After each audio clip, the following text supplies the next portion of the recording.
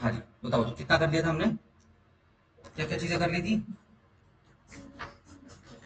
चलो मैं बोलता हूँ, ठीक है ना, और मुझे बताना कौन कौन सी चीज हो चुकी है, यस यस करते रहना, ठीक है ना, तो उसको छोड़ देंगे। इंट्रोडक्शन हो चुका है अपना पूरा, ठीक है जी, मीनिंग डेफिनेशन हो चुका है, ठीक है जी, नेचर हो चुका है, स्कूल्स के अंदर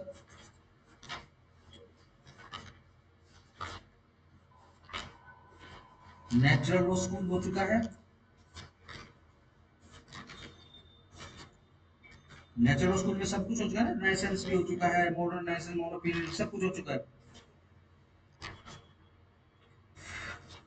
फिलोसॉफिकल स्कूल हो चुका है, तो एनालिटिकल स्कूल देखो, एनालिटिकल स्कूल पूरा हो चुका है।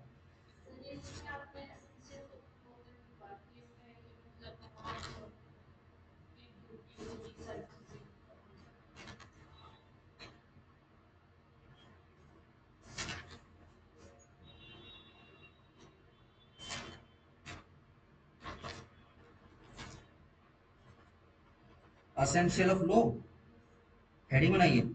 हाँ, इसमें कुछ लिखा है फिर हमने। हाँ, चार नहीं, हमने अब जो लॉ की जो ये दबा दिया हमने, जो ऑस्टिन ने लॉ की डेफिनेशन दी थी, ऑस्टिन ने लॉ की डेफिनेशन क्या दी है, सिंपल, कमांड,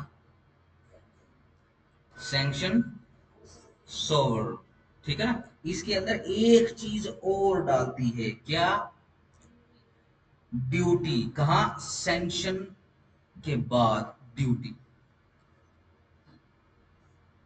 ठीक है ना।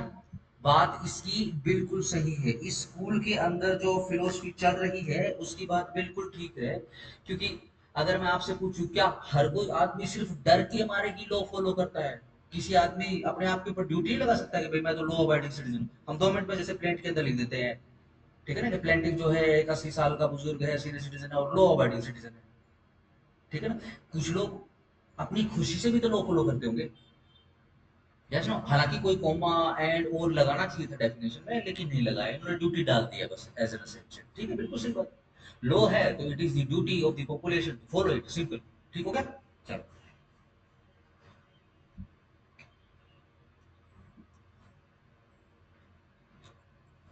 अब देखो ड्यूटी की बात आ गई है,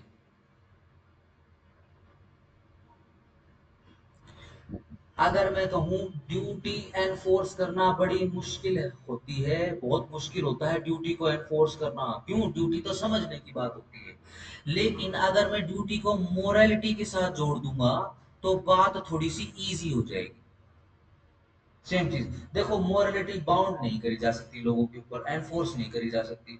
एक आदमी गया, ठीक है जी, लड्डू की दुकान पर खड़ा हो गया, उसने वहां पे बैठ के छोले भटूरे खाए और ऐसे हाथ पूछ के नैपकिन से और रोड पे जो हो नैपकिन डाल दिया, नहीं कर सकता एनफोर्स। लेकिन कल को अगर मैं मोरालिटी के नाम पे इसको प्रमोट करूं तो यस, तब लोगों को समझ में आ सकता है, ठीक हो गया, सही। चलो, अब अगर मैं सिर्फ मोरालिटी की बात करूं तो फिर हम जो लॉ की डेफिनेशन है उसको दो प्रकार से बांट सकते हैं। एक तो सीधा सिंपल, दो तीन निकाल लो इसके नीचे, पॉजिटिव लॉ, दूसरे तीर के नीचे लिखो पॉजिटिव मोरालिटी,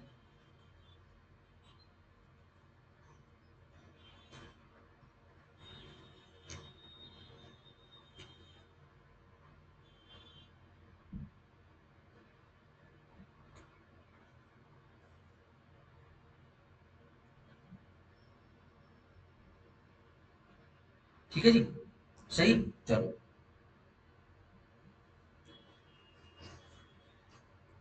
ये ऑस्टिन का ये है पॉजिटिव लॉ, ठीक है ना, पॉजिटिव लॉ थ्योरी, क्या होती है पॉजिटिव लॉ थ्योरी,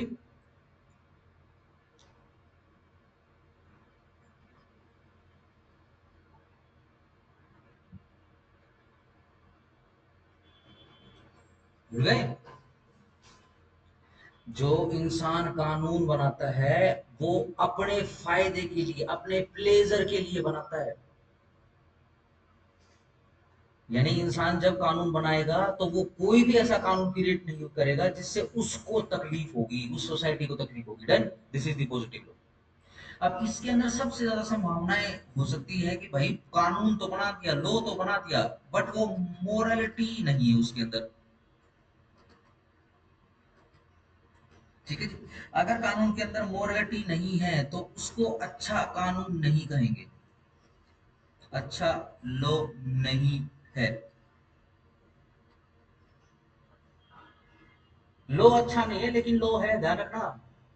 ऑस्टिन एक फौजी है, बहुत ही स्ट्रिक्ट अपने प्रिंसिपल्स रखता है, ठीक है जी, और अपने प्रिंसिपल्स के आगे किसी को भी नहीं आने देता। डन हो गया। चलो, मोरालिटी वाले पोर्शन में लिखो। भाई देखो, मोरालिटी है तो बहुत अच्छी, किसी समाज के संस्कार हैं तो बहुत अच्छे, लेकिन संस्कारों में सैंक्शन कहाँ है? सैंक्शंस तो है ही नहीं। सैंक्शन लिख के आगे काट, सैंक्शन लिख के और आगे काटा मार देना, इसलिए छोटा सा प्यारा सा। ठीक है जी, सही। तो अगेन, क्या हम इसको प्रॉपर लॉ कह सकते हैं?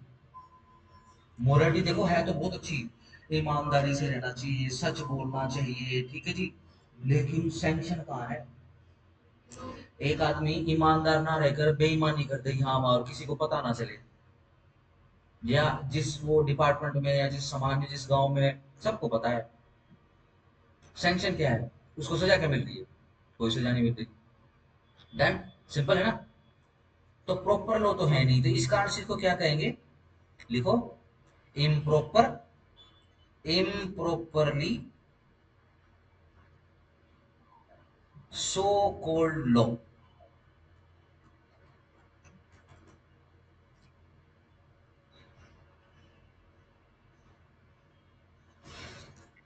ठीक हो गया, सही। अब बहुत बड़ी की बात है भाई, अब पॉजिटिव लॉ की माने जिसमें भाई मोरालिटी नहीं है, सिर्फ उस वाले पोर्शन। देखो, अगर सीधा सिंपल सी बात करो पॉजिटिव लॉ की, तो इसको भी हम दो भागों में बांट लेंगे। देखो, एक पॉजिटिव प्लस एल कर रहा हूं, ठीक है ना। एक पॉजिटिव तो लॉ वो है जिसमें लॉ भी है और प्लस मोरल्स भी है। दूसरी तरफ लॉ तो है बट उसमें मोरल्स नहीं है।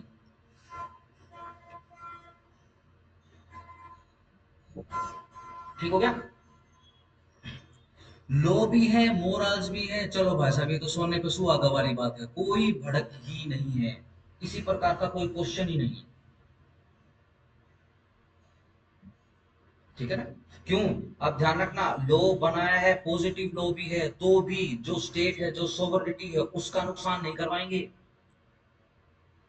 सपोज करो लॉ ऐसा बना दो कि टैक्स में से बिल्कुल ही रिबेट कर दें, क्या होगा? स्टेट सोवरिटी लूज कर देगा अपनी। ठीक है ना। अंग्रेजों के जैसे हाल हो जाएगा। कैसे? जब वो ईस्ट इंडिया कंपनी उन्होंने बनाई थी, देश तो बड़ा गरीब सा, और उस देश के गरीब सा देश, उसका नाम क्या? लंदन, या फिर क्या कहना चाहिए उसको, पहले तो लंदन ही था बेसिकली, ये तो बाद में यूके बना। ठीक है। एक छोटा सा देश, कौन सा? लंदन।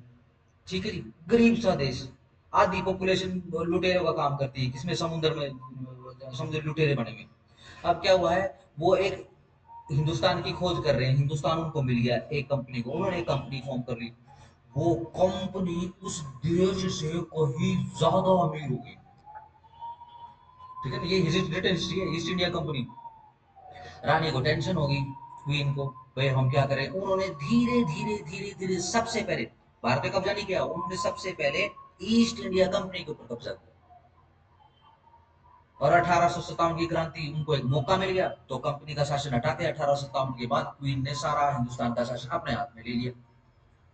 ईस्ट इंडिया कंपनी कहाँ भाग गई? ईस्ट इंडिया कंपनी छोटे मोटे काम करने लगी ट्रांसपोर्ट के, और कहाँ भाग गई? अमेरिका की तरफ भाग गई। इतना ज्यादा पैसा था ईस्ट इंडिया कंपनी के पास कि अमेरिका, जो आज का जो यूएसए है, कौन कौन सा?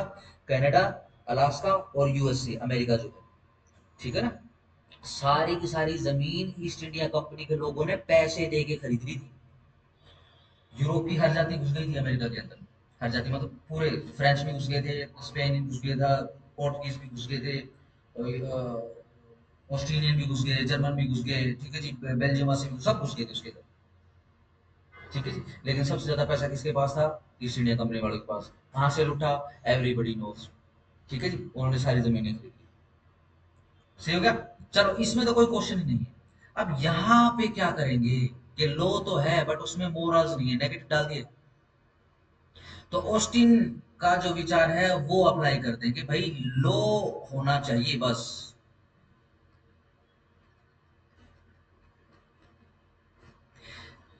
जूरिस्प्रूडेंस का काम नहीं है कि लो पॉजिटिव है भाई, इसमें मोरल्स हैं कि नहीं है, ये जूरिस्प्रूडेंस का काम नहीं। लॉ है, कमांड है, सैंक्शन है, ठीक है जी, और सोवरेनिटी है, ड्यूटी ड्यूटी बना रखी है लोगों की, ठीक है ना, तो बस लॉ है। इसका सबसे बड़ा एग्जांपल लिख लो हमारे देश में, लिखो जरा ए के गोपालन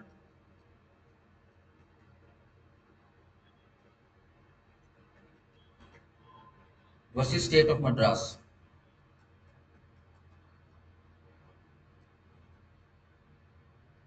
1950।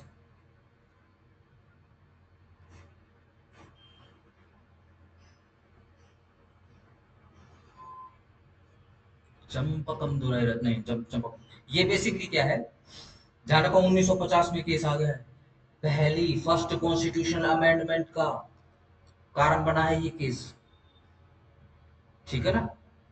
ये क्या है, कुछ जमीनी सुधार लेकर आई है सरकार, लैंड रिफॉर्म्स, ठीक है जी। लैंड रिफॉर्म से जो है अब सीधा राइट टू प्रॉपर्टी जो है वो इन्फ्रिंज हो रहा है। पहले फंडामेंटल राइट होता था राइट टू प्रॉपर्टी, ठीक है जी। अब सरकार अगर किसी प्रॉपर्टी को एक्वायर करती है तो जिस बंदे की वो प्रॉपर्टी है उसका फंडामेंटल राइट जो है सरकार के आड़े अड़ जाता था, ठीक है ना। अब सीधी सिंपल सी बात है, जितने भी रोड हाईवेज निकले हुए लोगों की जमीनों में से निकले हुए हैं, यस नो। अगर फंडामेंटल राइट को बिल्कुल स्ट्रिक्ट रखते हैं तो ध्यान रखना इस देश में कोई रोड हाईवे एक्सेट्रा कोई भी चीज नहीं बन पाती। डन। आज सवेरे सवेरे की न्यूज, मुंबई जैसे पुरानी मुंबई थी फिर नवी मुंबई आ गई, है ना, देखा था किसी ने? ये नई मुंबई जानता हूँ, नहीं ना सुना। जैसे दिल्ली नई दिल्ली, नवी मुंबई। अब एक तीसरी मुंबई आ रही है, मुंबई 3.0, ठीक है जी। सैकड़ों स्क्वायर किलोमीटर का एरिया जो उन्होंने इंपाउंड कर दिया है, ठीक है जी। अब बहुत जल्दी बहुत और बहुत बड़े लेवल पे मुंबई का और बढ़िया निर्माण, ठीक है ना, उसका एक हिस्सा समुद्र की तरफ, ये पूरा एरिया जो है बहुत बड़ा होने वाला है। हिंदुस्तान का सबसे पहले सबसे बड़ा शहर दिल्ली और एनसीआर से हटकर अब उधर चला जाएगा, ठीक है, क्योंकि 2.5 करोड़ लोग तो ऑलरेडी। डन होगा। तो क्या किया, एक स्ट्रिक्ट लॉ लेकर आया गया, क्या, simple right to property R2P को हटा दिया गया, ठीक है ना। भाई फंडामेंटल राइट ही हटा दिया, मोरलिटी कहाँ है? ठीक हो गया, मोरलिटी कहाँ है? कोई बात नहीं, सीन क्या है, लो इज लो, सही। शुरुआत में क्या करती थी सरकार, जब कॉन्स्टिट्यूशन कराऊंगा, हालांकि कॉन्स्टिट्यूशन में इतने गहराई से आएंगे नहीं लेकिन हाँ फाउंडेशन में जरूर करा दूंगा मैं। सरकार क्या करती थी, कोई भी लैंड रिफॉर्म होता था, लैंड रिफॉर्म करके यानी लॉ बना के उस लॉ को शेड्यूल 9 के अंदर पार्क कर देती थी। शेड्यूल 9 एक ऐसा शेड्यूल है जिसको रिव्यू नहीं किया जा सकता, रिव्यू भी नहीं कर सकते। कॉन्स्टिट्यूशन के अंदर रिव्यू की पावर किसके पास है? सुप्रीम कोर्ट के पास, आर्टिकल 137। सुप्रीम कोर्ट के पास भी रिव्यू की पावर नहीं थी, ठीक है जी। बहुत, आप शेड्यूल 9 को खोल के देखो ना तो वो सबसे बड़े शेड्यूल्स में से एक बन गया। अब हुआ क्या, सेंटर का जो ये जो फॉर्मूला था ये स्टेट गवर्नमेंट ने भी अपना लिया।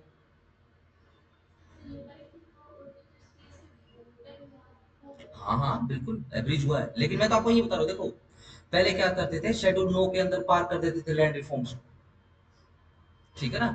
लैंड रिफॉर्म को शेड्यूल नो के अंदर पार कर दिया और शेड्यूल नो के अंदर क्या लिख दिया कि भाई इसका रिव्यू भी नहीं हो सकता, कोई रिट एसएलपी रिव्यू वो कुछ नहीं हो सकता शेड्यूल नो का। कॉन्स्टिट्यूशन के अंदर सबसे शक्तिशाली फॉर्मूला बन गया था। ठीक है ना। हाँ ये बात ठीक है कि ये बहुत बाद जाकर कॉन्स्टिट्यूशन से अमेंड हुआ है। ठीक है ना। लेकिन हम उससे पहले आर्टिकल 300 ए देखेंगे, उसके अंदर जो ट्रेल चल रही है अमेंडमेंट्स की, सुधारों की, उसके अंदर इसका जिक्र आता है। ठीक हो गया। हाँ ज्यादा डिटेल में नहीं जा रहे क्योंकि आपकी विषय वस्तु नहीं है। बस एक एग्जांपल के तौर पे आपको बता दिया कि लो तो लो ही होता है, सीधी सिंपल सी बात है। एक परिदेश में ऐसा भी लो आ गया था कि 10 एकड़ के ऊपर किसी भी जमींदार के पास जमीन है, उससे जमीन छीनो और दूसरों को दे दो। लो तो लो है भाई, फॉलो करना पड़ेगा। ये भी एक समय के सुधार थे। कैसे? जमीनी सुधार थे या जमींदारी सुधार थे। ठीक हो गया। चलो आगे आ जाओ।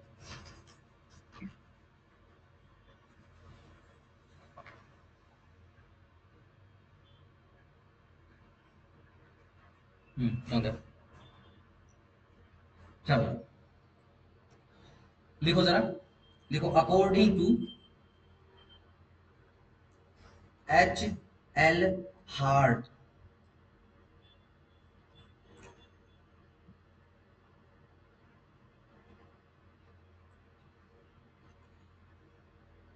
H.L. हार्ट ने ये जो ऊपर जो ऑस्टिन जो कह रहा है इसको क्रिटिसाइज किया। ठीक है ना।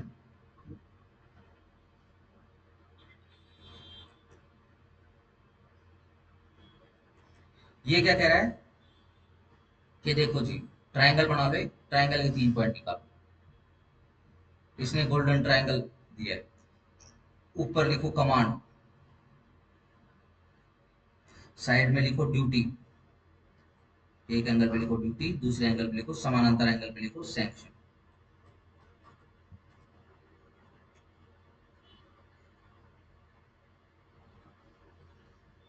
देखो जी, एचएल हार्ट कहता है कि ऑस्टिन से आप मोरल्स की बात या मोरल्स की उम्मीद मत करो, उसके लिए मोरल तो इम्पोर्टेंट ही नहीं है।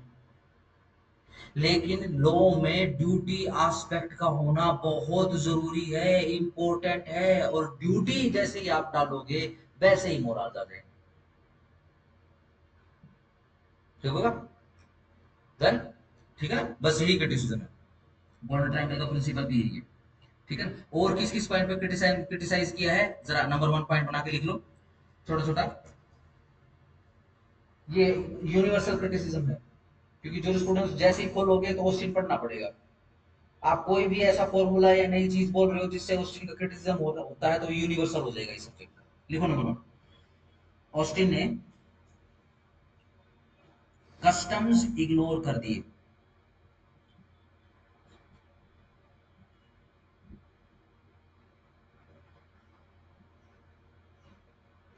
नंबर 2, लॉ एंड मोरालिटी को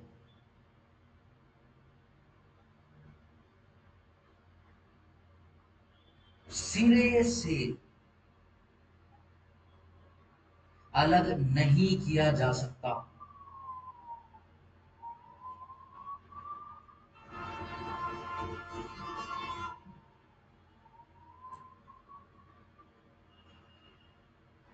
ठीक है जी।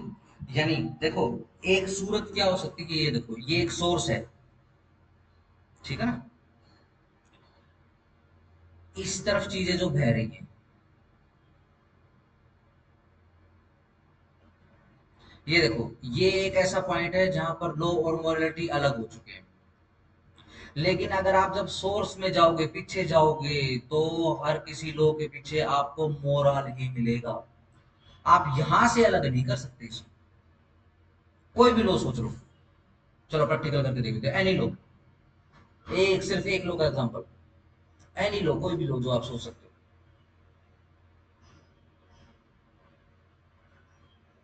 मर्डर, मैं ही सोच, मर्डर सोचो, मर्डर को ऑफेंस क्यों बनाया गया?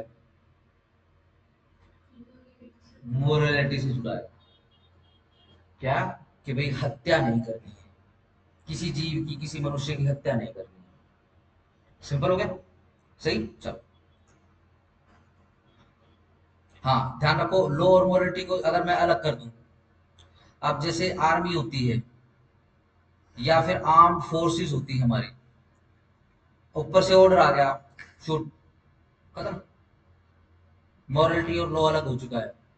लेट्स से अगर दंगे हो गए हैं, तो इस दंगे के अंदर जो गोली से मरेगा वो एक इनोसेंट भी हो सकता है, वो विक्टिम भी हो सकता है, बेसिकली विक्टिम जिसने शिकायत करी थी उसको भी गोली लग सकती है ना। लेकिन सोर्स ये गलत तो नहीं है ना, ऑस्टिन गलत है इस बात में, ठीक है ना। एच एल हार्ट सही है, एच एल हार्ट ने दिल से, हार्ट से एक बात कही है, क्या, कि ह्यूमैनिटी, एच ह्यूमैनिटी, ह्यूमैनिटी को मोरल से जोड़ लेना, ह्यूमैनिटी और लॉ अलग नहीं हो सकते, एच एल हार्ट कह रहा है, याद हो जाएगा, याद हो जाएगा। नंबर 3, तीसरा पॉइंट क्रिटिसिज्म का, ऑस्टिन ने जज मेड लॉ को भी इग्नोर कर दिया,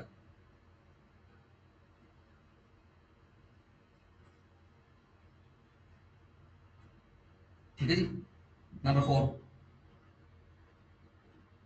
नंबर 4 पे लिखो रीजनेबलनेस, आज लाइट नहीं आई, reasonableness, comma justice, comma ethics नहीं है ऑस्टिन की थ्योरी में, ये भी नहीं है, बिल्कुल ठीक बात है, नहीं।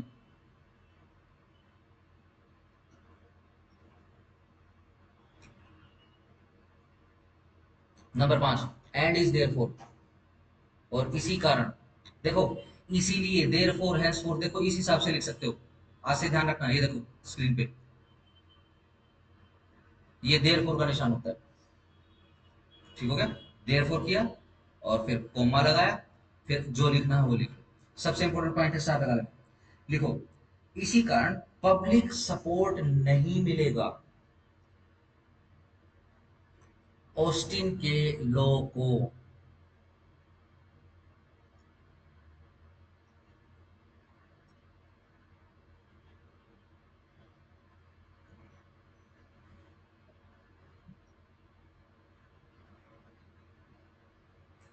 चलो, कोई बात नहीं, बिल्कुल ठीक बात है ना, समझ आ रहा है ना, ऐसा तो नहीं कि बीच में कटना कटना हो गया, ऐसा तो नहीं है, हमने ऑस्टिन पकड़ा था, ये जो एनालिटिकल जो थ्योरी चल रही है इसके अंदर हमने ऑस्टिन को ही पकड़ा सबसे पहले। चलो, अब ऑस्टिन ने क्या किया है, ऑस्टिन ने एक नई थ्योरी दी है, लिखो इम्पेरेटिव,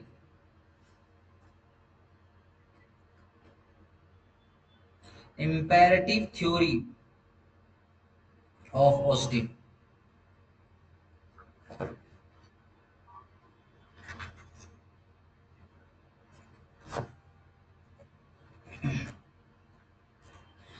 क्योंकि एच एल हार्ट ने जो कुछ भी कहा है उसको देखो नकारा तो नहीं जा सकता, ठीक है ना। अब ऑस्टिन क्या कहता है, इम्पेरेटिव का मतलब क्या होता है, इम्पेरेटिव का मतलब होता है सिर्फ इम्पेरेटिव, जरूरी, अनिवार्य,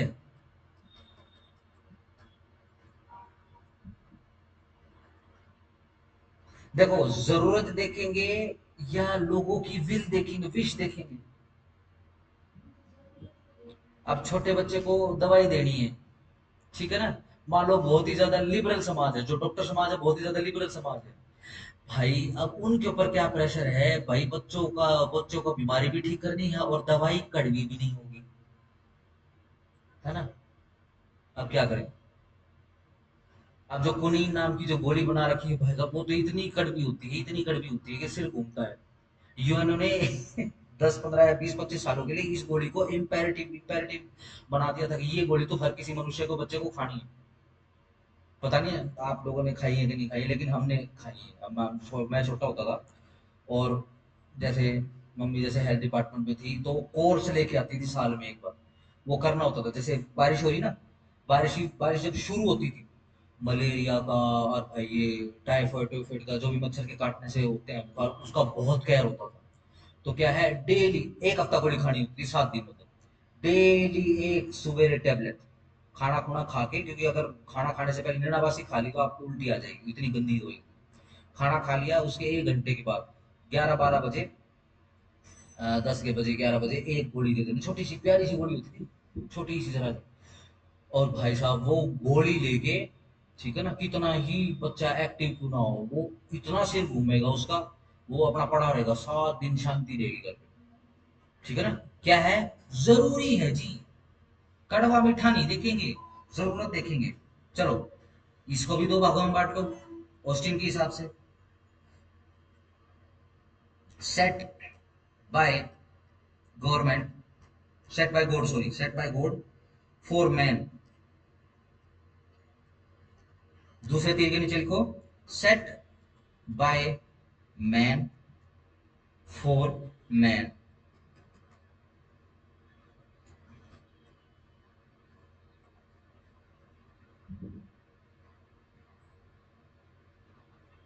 ठीक हो गया। देखो ऑस्टिन ने क्या किया है, ये देखो, ये आगे मोराल्स, सोचो, आगे मोराल शामिल हो गए लो में। ये देखो, सेट बाय गॉड, गॉड में लो सारा का सारा मोरल बेस होता है। ठीक है ना। बट सब्जेक्ट टू कि जिस सोसाइटी की बात कर रहे हैं, यानी जिस सोसाइटी के भगवान की बात कर रहे हैं, वो सोसाइटी के मोरल्स क्या है। किसी ने वो देखी मुन्ना भाई एमबीबीएस टू? टू के अंदर क्या होता है, वो जो मुन्ना होता है ना, मुन्ना मधु संजय दत्त होता है। अब वो क्या होता है, कोई रेडियो जॉकी होती है, विद्या बालन बनी होती है उसके अंदर। अब वो उसको पटाने के लिए क्या करता है, वो जो विद्या बालन जो होती है रेडियो जॉकी, बहुत पुरानी मूवी होगी है, वो जो होती है अहिंसा की परम पुजारन होती है, वो गांधी जी को बहुत ज्यादा फॉलो करती है। तो ये क्या करता है मुन्ना, ये जाके लाइब्रेरी में महात्मा गांधी को पढ़ने लग जाता है। और वो इतना ज्यादा पढ़ लेता है महात्मा गांधी को कि मैनिफेस्टेशन हो जाती है उसके सामने, महात्मा गांधी प्रकट हो जाते हैं, उसकी सोच में उसको दिखाई देने लग जाते हैं महात्मा गांधी। है ना, शायद देखी हो। ठीक है ना। अब वो जो कुछ भी समस्या होती है ना, तो महात्मा से पूछ लेता है कि भाई क्या करूं, महात्मा गांधी उसको बता देते हैं। बड़ा मीम बनता है उसका, तुम जिस राह पर चल रहे हो बेटा, तुम बुरी तरह फंसोगे, ये उसी मूवी का ही मीम है बेसिकली। सही। तो अब क्या है, देखो ये मोरल्स हैं सारे के सारे। सही। Set by man for man, देखो अगर आदमी बना रहा है तो उसके अंदर मोरल हो भी सकते हैं, मोरल नहीं भी हो सकते, वो तो कंडीशन देखेगा, आदमी को तो कंडीशन देखनी होती है, सर्कमस्टांसेस देखने पड़ेंगे। इमरजेंसी लगी है, इमरजेंसी के अंदर जो भी लोग अप्लाई होगा, मोरल नहीं होगा उसके अंदर। एक डिक्टेटर आ जाएगा, डिक्टेटर भी तो आदमी है, आके ना। लेट्स से अगर कोई डिक्टेटर आ जाए और वो लॉ बनाने लग जाए, फिर वो मोरालिटी तो नहीं देखेगा। आज जैसे पार्लियामेंट बैठी हो हमारे देश में, ये आदमी तो है, ये जो लॉ बना, लॉ बना कर लेकर आते हैं, इसके अंदर मोरालिटी होती है? हाँ होती है, बिल्कुल होती है। ठीक है ना। अभी एफसीआरए एक लॉ आ रहा है, बहुत इंपॉर्टेंट लॉ आ रहा है। ठीक है जी, ये पिछले 50 दशक में सबसे इंपॉर्टेंट लॉज में से एक है। किसने सुना? अमेरिकन सीनेट के उकसावे पर अमेरिकन अर्थशास्त्री है, उसका बयान आ चुका है, इस लॉ के ऊपर बयान आ चुका है, पढ़ा किसी ने? बहुत केओस होने वाला भैया, सैंक्शन लगने वाले हैं अमेरिकन। अमेरिका के सीनेटर ने तो बोल ही दिया है कि हिंदुस्तान में रहने वाले क्रिश्चियंस के साथ धोखा है ये एक्ट।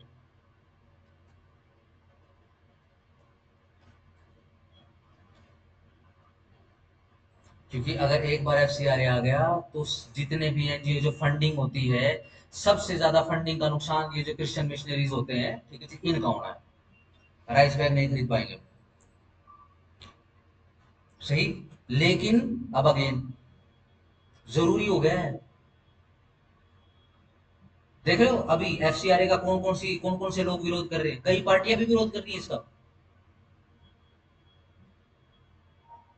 सीजेपी तो खैर ऑलरेडी, वो तो विरोध में है ही। उन्होंने तो धमकी भी दे दी कि दोबारा से हम जंतर मंतर पे चले जाएंगे।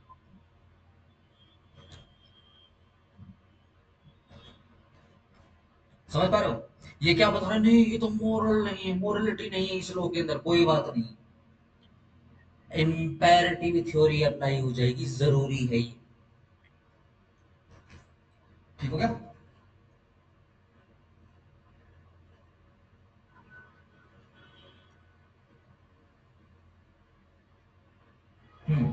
यानी अगर हम ये इम्पेरेटिव थ्योरी लगा देते हैं, तो देखो, अब पॉजिटिव मोरालिटी भी फंक्शन में आ चुकी है, यानी कि अब हम not properly so called law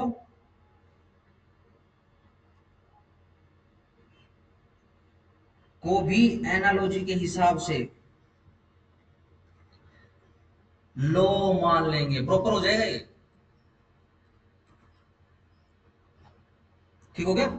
लेकिन ध्यान रखना, ऑस्टिन ये भी कहता है कि देखो सिर्फ और सिर्फ, लिखो जरा इस पॉइंट को, सिर्फ 3 प्रकार के लॉज को मान्यता देंगे।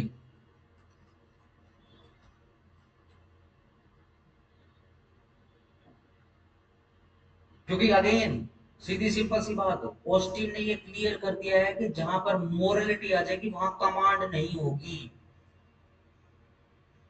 ड्यूटी, ड्यूटी भाई, ड्यूटी को फॉलो करे, ड्यूटी को निभाए तो निभाए, ना निभाए तो ना निभाए। ड्यूटी या मोरलिटी के साथ आप कमांड नहीं जोड़ सकते। ऑस्टिन की बात बिल्कुल ठीक है, ठीक है ना, सही। हालांकि अब ये भी, क्योंकि हम एचर हार्ट की बात को भी बिल्कुल नहीं निकाल सकते, लोहे से बन रहे हैं जिसके अंदर मोरलिटी है, अच्छा उसके साथ तो सैंक्शन भी है, कमांड भी है उसके साथ, ठीक हो गया। तो ऑस्टिन ने एक नई थ्योरी दे दी है, इंपेरेटिव थ्योरी। ये क्या कहता है कि चलो ठीक है मैं मान लेता हूं, लेकिन 3 प्रकार के लॉज को मान्यता देंगे, और ये एक्सेप्शन है तीनों के तीनों। क्यों है एक्सेप्शन? क्योंकि मोरलिटी के साथ कमांड नहीं होती। ऑस्टिन कहता है हालांकि कमांड नहीं है तो भी इन मोरल लॉज को लो मान लेंगे। कब? नंबर 1 लिखो,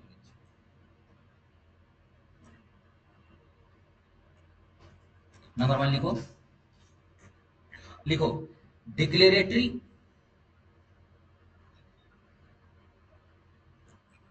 और एक्सप्लेनेटरी, है ना। ये देखो, ये बोला कि 3 प्रकार के लॉज को मान्यता दूंगा मैं, है ना। ये पहला प्रकार है, डिक्लेरेटरी एंड एक्सप्लेनेटरी लॉज को लो मानूंगा। ऑस्टिन की तरफ से लिख दो ताकि याद हो जाए, लो मानूंगा, क्योंकि ये लॉज ऑलरेडी एग्जिस्टेड हैं। जैसे मैं आईपीसी या बीएनएस की बात करूं, आईपीसी की बात कर लेते हैं, है ना। 18वीं शताब्दी का कानून है, 1860 1862 का कानून, ठीक है ना। अब उसके अंदर लिखा हुआ है cheating, fraud, cheating moral law है ना। बट अगर कोई एक आदमी किसी दूसरे आदमी के साथ चीटिंग कर लेता है तो भाई सैंक्शन भी है। अगर ऑस्टिन की थ्योरी को बिल्कुल ब्रूटली अगर अप्लाई करोगे तो कल को फिर ये चीटिंग जैसा तो लोग को मानेगा ही नहीं वो तो कल, ठीक हो गया। ऑस्ट्रेलिया क्या कहता है, क्योंकि देखो डिक्लेयर कर रहा है एक पर्टिकुलर एक्टर्स को एज एन ऑफेंस, डिक्लेयर कर रहा है चीटिंग। और चीटिंग में क्या लिखा हुआ है, एक्सप्लेन किया हुआ है, एक्सप्लेनेटरी लॉ है, एक्सप्लेन कर दिया कौन कौन से एक्ट चीटिंग माने जाएंगे। क्यों मान रहा है, ये ऑलरेडी एग्जिस्टेड है, 1860 में आ चुकी है आईपीसी, ठीक है ना। 1860 से पहले चीटिंग नहीं होती थी? होती थी, क्या उसकी सजा नहीं मिलती थी? मिलती थी, बिल्कुल मिलती थी, ठीक हो गया, है ना, ठीक होता है ना। नंबर 2 लिखो, लिखो laws of repeal, REPEALS, repeals, repels भी बोल देते हैं कई लोग इसको, है ना। बेरट में कई सेक्शन के नीचे लिखा होता है रिपेल्ड, ये यानी एक समय पर तो लो थे ये। ऑस्टिन कहता है मैं इनको भी लो मान लूंगा। लिखो लॉज ऑफ रिपील्स, डैश लगाओ, लिखो not commands but they were commands. आज कमांड्स नहीं क्योंकि रिपीट हो चुके हैं, लेकिन एक समय पर कमांड्स होती थी, है ना। चलो number 3, laws of imperfect obligation.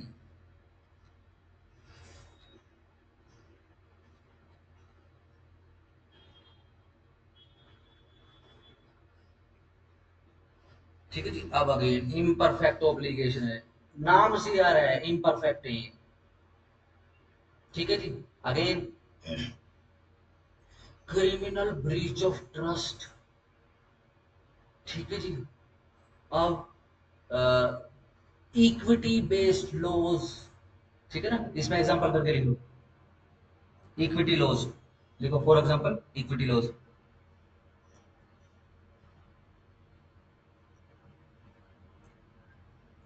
Dash लगा के लिखो, no command since no sanction attached.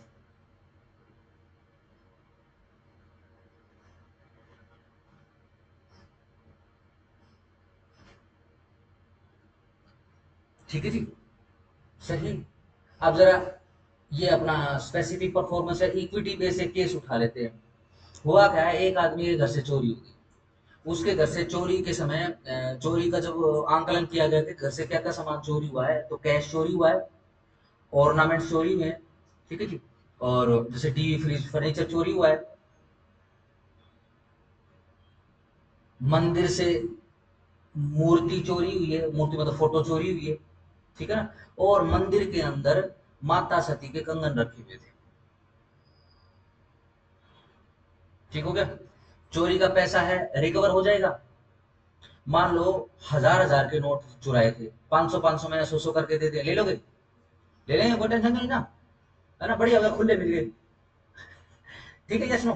चलो, जो आपका जो ऑर्नामेंट चोरी हुए थे, जेवर चोरी हुए थे, चलो ठीक है, आपको वो ना मिले, आपको सोना मिल जाए, उसके बराबर का गोल्ड मिल जाए आपको, आपके लिए तो फायदेमंद है।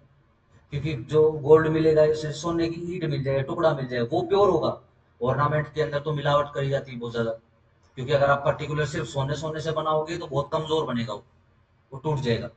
देखा होगा ना, किसी घर घर की लेडीज होती है, आटा गूंथते गूंथते कई बार क्या होता है, वो अंगूठी टूट के वो आटे में मिक्स हो गई, किसी के मुंह में चली जाती है। हुआ किसी के साथ? वो काफी पुरानी हो गई अंगूठी, तो एक बार वो टूट के। ठीक है जी, ये गाँव की बात बता रहा हूँ। हुआ क्या, गाँव में टूट के और चली। ठीक है। अब उसके अंदर छोटा सा डायमंड लगा हुआ था। छोटा था वो, बड़ा नहीं। ठीक है, पुराने समय की बात बता रहा हूँ।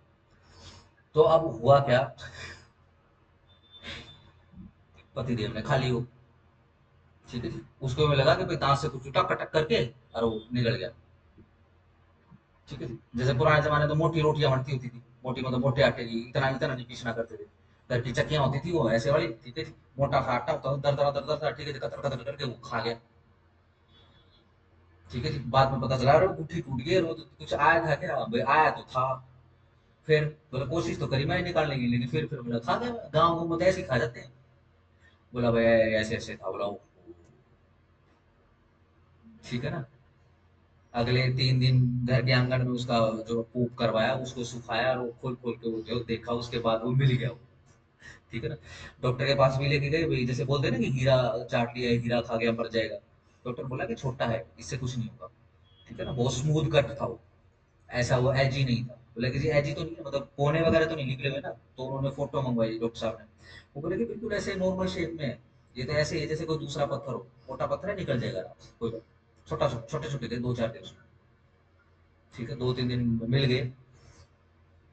ठीक हो गया। ये क्यों बता रहा हूँ मैं तुमको? हाँ। अच्छा ठीक है, सोना ले लोगे ना, जेवर नहीं मिले, जेवर तो उसने जो है सुनार को बेच दिए।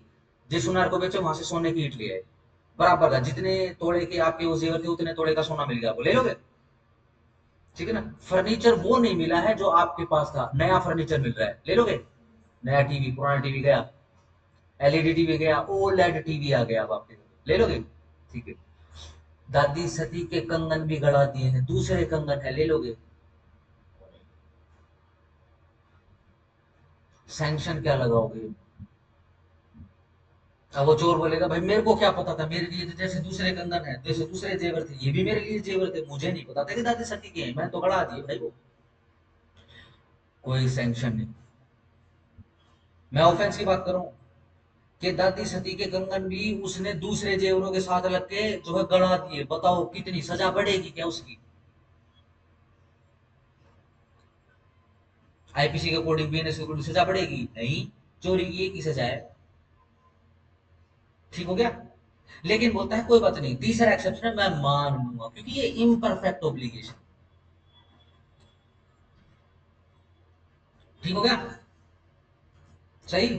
लेकिन एक आदमी तो इसके पीछे दिल से हाथ धो के पड़ा हुआ है। दोबारा से लिखो, अकॉर्डिंग टू HLA हार्ट। समझ गए? ये फिर से आ गया है। इसने ऑस्टिन की इस थ्योरी को भी रिजेक्ट कर दिया है।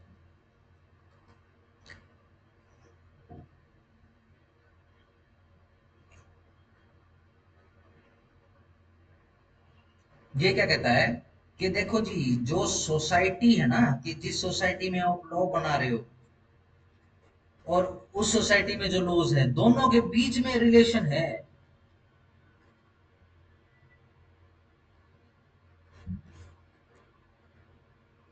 ठीक है ना? लेकिन हाँ, HLA हार्ट दिल से एक तो ये बात कहता है कि मैं जो एनालिटिकल अप्रोच है ना, किसकी, ऑस्टिन की, मैं उससे सहमत हूं। वो ठीक है, बस तरीका अलग होना चाहिए।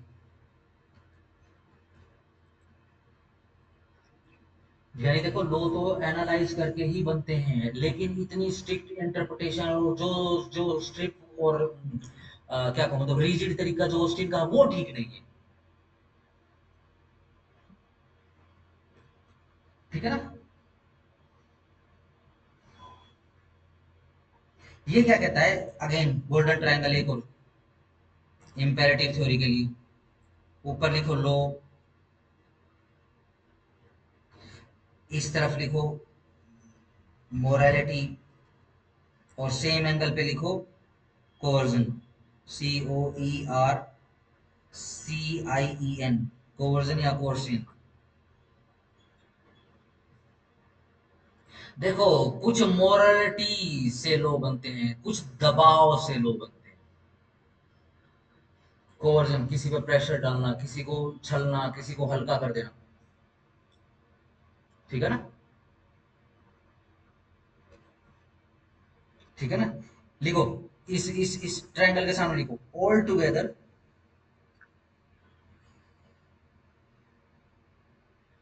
For a social phenomenon. Phenomenon की स्पेलिंग लिख लो, PHENOMENAN, फिनोमिनन। पूरा स्पेलिंग लिखो, PHENOMENAN,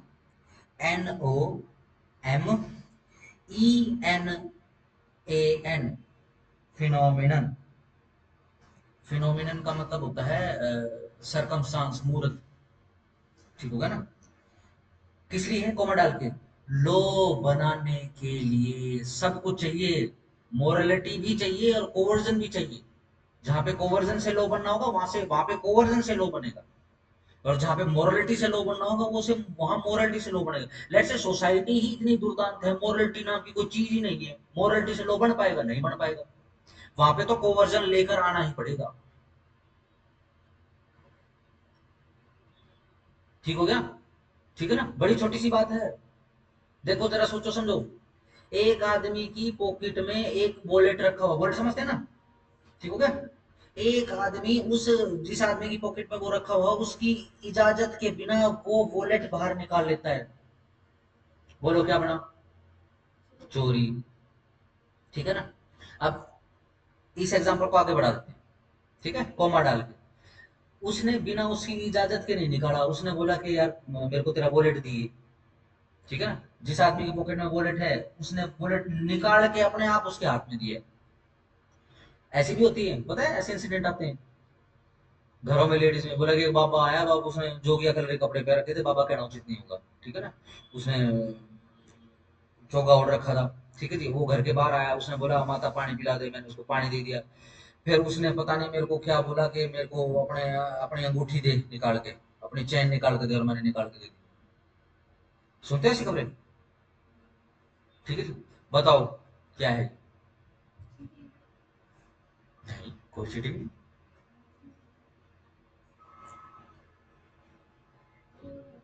क्या चोरी हुई? चोरी नहीं हुई, क्योंकि जिसके पोजेशन में वो मूवेबल प्रॉपर्टी है, उससे उसकी इजाजत के बिना वो प्रॉपर्टी निकाल लेना चोरी कहलाता है। यहाँ तो मांगी है उसने और उसने खुद दी है, चोरी की डेफिनेशन में फॉल ही नहीं होगा। किस में फॉल होगा? क्रिमिनल ब्रीच ऑफ ट्रस्ट में फॉल होगा।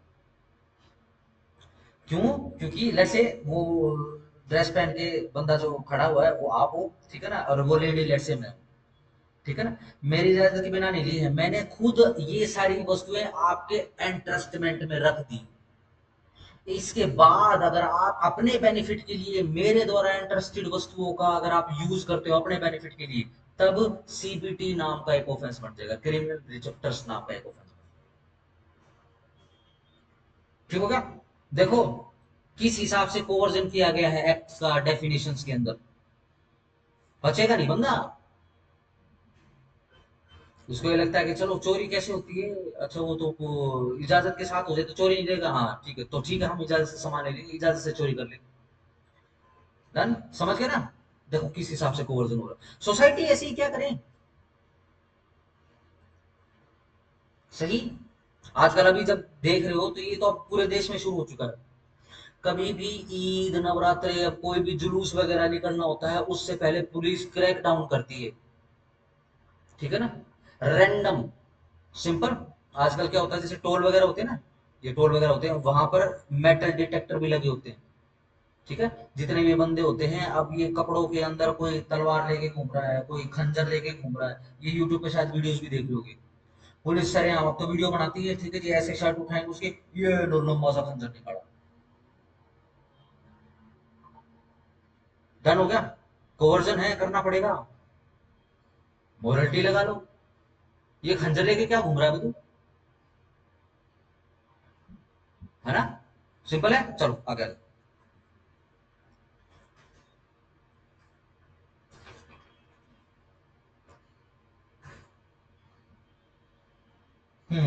शाबाश।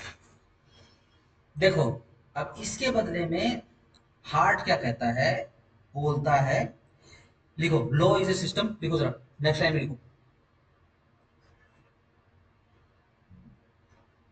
Law is a system of two types of rules. और पेज के बीच में ऐसे दो तीन निकाल लेना, टाइप्स लिख लेना इसके ऊपर हेडिंग में। पहली टाइप क्या है? प्राइमरी। दूसरी टाइप क्या है? सेकेंडरी।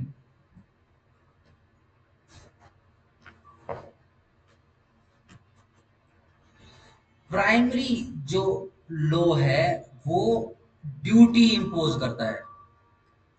प्राइमरी लॉ क्या है, देखो शुरुआत से ही ड्यूटी इंपोज हो रही है, भाई झूठ नहीं बोलना है, दूसरे का हक नहीं खाना है, दूसरे की आत्मा नहीं सतानी है, ठीक है जी, दूसरे को भूखे को खाना खिलाना है, उसको पानी पिलाना है, ठीक है जी, उसको मारना पीटना नहीं है, उसका अंग भंग नहीं करना, देखो ये सारी ड्यूटियां हैं। वैष्णो, सही। सेकेंडरी में लिखो कन्फर्स पावर। जो दूसरे प्रकार का लॉ है उससे पावर मिलती है। पहले प्रकार यानी सबसे पहले आपके ऊपर ड्यूटियां लगाई जाएंगी, और अगर आप ड्यूटी फॉलो करोगे तो आपको पावर्स भी मिलेंगी। भाई एक प्लॉट है, ठीक है ना, अब ये प्लॉट के ऊपर मैंने घर बनाना है, ठीक है, तो मेरे ऊपर सबसे पहले ड्यूटी आएगी, पावर नहीं आएगी। बताओ बना दूं? ये लो, सभी का लगा लेते हैं, ये लो, ये रोड है, ठीक है, बढ़िया शानदार रोड है ये, ठीक है ना, बहुत भीड़ है इस रोड के ऊपर। ये देखो बीच में ये 1 एकड़ है, लगभग 1 एकड़, 2 एकड़, 2.5 एकड़, ये क्या रहे। मेरा इरादा है कि मैं यहाँ पे एक शानदार सा जो है एक पार्किंग का एरिया बनाऊं, इतना, और एक शानदार 3 मंजिला होटल बनाऊं, ठीक है ना, परोठा जंक्शन जो भी, वो चलेगा। जैसे ना बोलो, बना लो, बना सकता हूँ? नहीं बना सकता। सबसे पहले ड्यूटी आएगी क्या? भाई लोड देख किसका है। पावर होगी, ये तो मैं तो पावर की बात पूछ रहा हूँ, बना लूं? पावर होगी तो ही बनाऊंगा, लेकिन सबसे पहले ड्यूटी आएगी क्या? भाई किसका है ये, उससे मुझे खरीदना पड़ेगा। कैसे खरीदूंगा? खरीदूंगा क्या? ड्यूटी है, उसको जो भी सेल परचेज का अमाउंट है वो दूंगा, प्लस स्टेट को स्टेट स्टाम्प दूंगा, ड्यूटी दूंगा, ठीक है जी, वो रजिस्टर करवाऊंगा। रजिस्टर जब हो जाएगी, फिर जो है आर्किटेक्ट के पास जाऊंगा, या फिर जो अपनी सरकारी मशीनरी सरकारी तंत्र उसके पास जाऊंगा, वहां से परमिशन लूंगा, क्योंकि एग्रीकल्चर लैंड है, ठीक है ना। इसका नेचर चेंज कराऊंगा, सीएलयू कोर्ट के अंदर जाऊंगा, इसका नेचर चेंज कराऊंगा, नेचर चेंज कराने के बाद मेरे पास पावर आएगी, मैं तब जाके यहाँ पे ईंट रख सकूंगा। Yes no? समझ पा रहे हो? सही। चलो लिखो जरा, एक कोटेशन लिख लो इसके नीचे। Law and morality conclusively complementary and supplementary to each other. हाँ जी। Law and morality conclusively are complementary, are लिखना है तो लिख लो, are complementary, COMPLIMENTRY complementary, and supplementary, SUPPLEMENTARY to each other.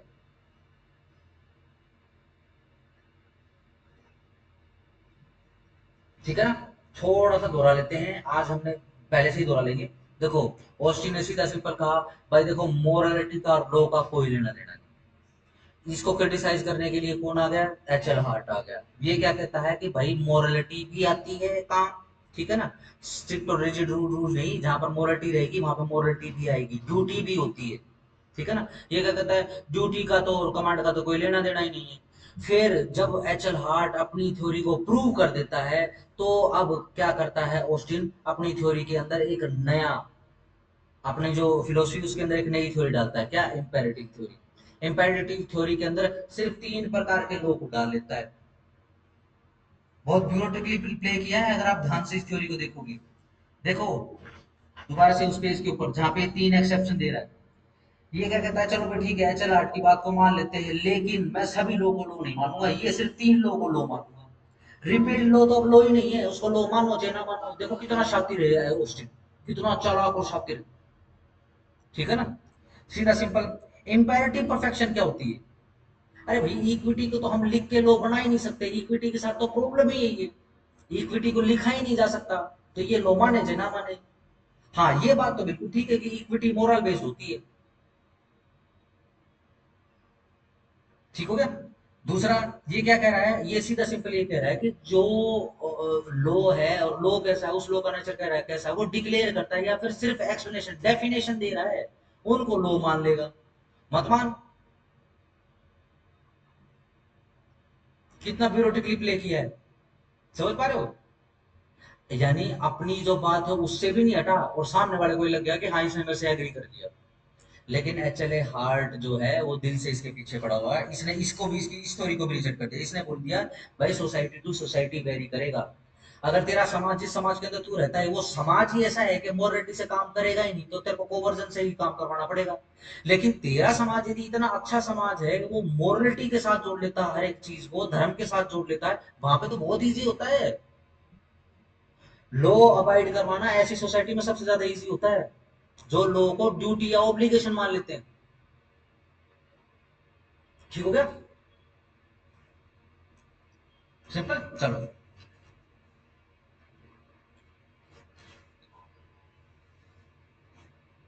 चलो, फिर इसको थोड़ा सा और डिफाइन कर दिया क्या? 2 प्रकार के लॉज उसने बता दिए, प्राइमरी सेकेंडरी। सबसे पहले उसने बोला देखो, अगर आप एचएलए हार्ट की बात समझोगे तो सबसे पहले तो ड्यूटी आएगी। पहले ड्यूटी फॉलो करोगे, जो ड्यूटी फॉलो करोगे उसके बाद आपको पावर मिलेगी। ऐसे लॉज आएंगे जो आपको बेनिफिट देंगे। ठीक हो गया? सिंपल है। चलो अब एक हेडिंग डालो, रूल ऑफ रिकॉग्निशन।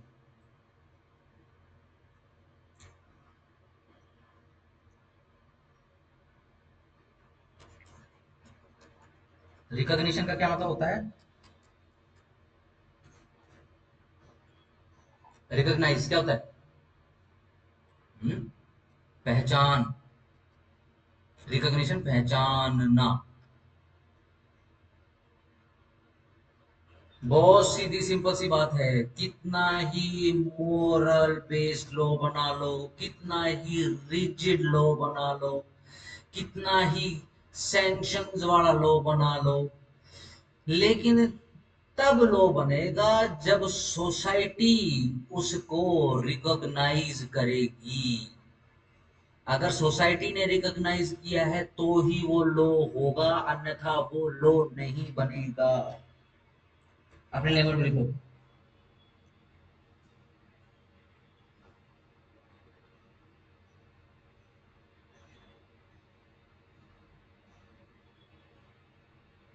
ठीक है, नेक्स्ट पॉइंट लिखो। रिकॉग्नाइज होते ही सोसाइटी पर बाइंडिंग हो जाएगा।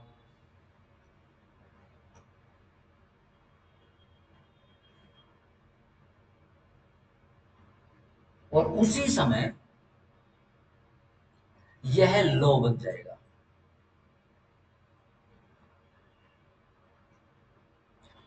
एचएल आर्ट पहले ही बोल चुका है कि सोसाइटी के अंदर जो ऑस्टिन के द्वारा जो लॉ बनाए जा रहे हैं उनको एक्सेप्टेंस नहीं मिलेगी।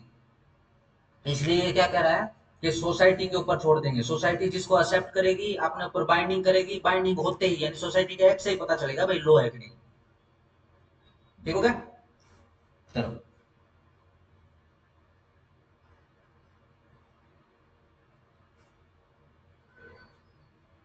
एक हेडिंग बनाओ जरा।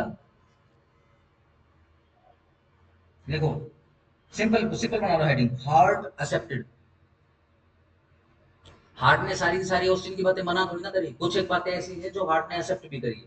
ठीक है ना, वो एक्सेप्टेंस वाले पॉइंट्स लिखो। नंबर वन, अपने लिए में लिखो, लो एज अ कमांड। वो मानता है कि कमांड, हार्ट मानता है।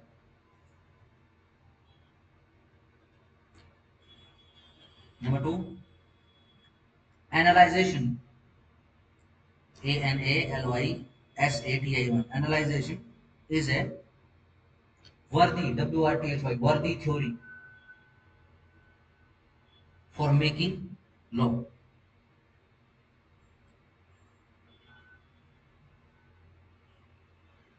Judicial decisions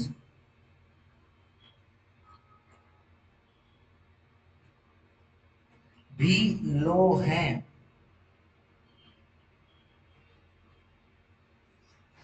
अगर वो जजमेंट्स मोरली एंड एथिकली सही है। क्योंकि जजमेंट के साथ भी ऐसे ही है, अगर मोरली और एथिकली सही है तो ही सोसाइटी एक्सेप्ट करेगी उसको। याद है किसी को नुपुर शर्मा का केस? नुपुर शर्मा,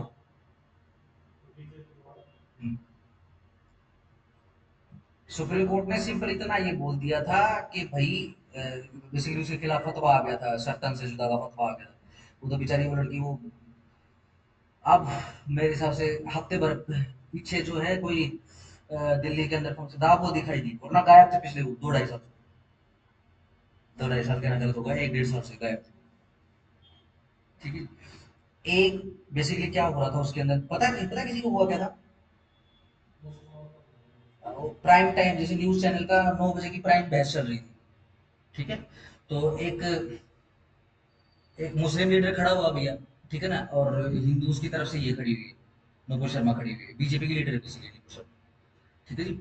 और अगर ये सीन नहीं हुआ होता तो पक्का जो दिल्ली की सीएम है यही बनती होती, अगर ये सीन नहीं हुआ होता। ठीक हो गया, चलो। अब सीन क्या होता है, पहले मुस्लिम जो स्कॉलर होता है उसकी तरफ से सबसे पहले कमेंट आता है शिवलिंग के ऊपर। ठीक है, तो बदले में ये बोलती है तो भैया फिर मैं भी आपकी कोटेशन कर देती हूँ, कुरान के अंदर लिखा हुआ है कि भाई क्या होता है वो, हजरत आयशा और जो भी किस्सा है शादी वादी का हिस्सा। ठीक है जी, अब वो आधी क्लिप एक क्लिप कटवा जुबैर नाम का एक वो है, वो क्लिप काट काट के दंगे भड़काता है, वो यही काम उसका। ठीक है ना, ये बेसिकली पत्रकार है वो। अपने आप को तो बोलता ही पत्रकार है, लेकिन उसका काम ये दंगे करवाना, झूठ बोलना, और हिंदूज और जो दूसरी जो कम्युनिटी के लोगों को मरवाना। अब वो क्या करता है, एक पोस्ट डाल देता है। अब भैया वो एक समाज ऐसा है जो भड़का ही रहता है 24 घंटे, उसने क्या करा, फतवा जारी कर दिया। फतवा जारी कर दिया, फतवे के अगेंस्ट में वो सीधा सिंपल सुप्रीम कोर्ट में पहुंची। सुप्रीम कोर्ट भी डर गया भाई साहब फतवों से। सुप्रीम कोर्ट को भी डर लगता है, और लगता है, बिल्कुल लगता है। ठीक है ना, एक कम्युनिटी से सुप्रीम कोर्ट को बहुत डर लगता है। ठीक हो गया। अब उन्होंने बोल दिया नहीं, जो भी फतवा लगा है वो बिल्कुल ठीक है। जैसे ही जजमेंट आती है सुप्रीम कोर्ट की, पूरे देश में हंगामा मच जाता है।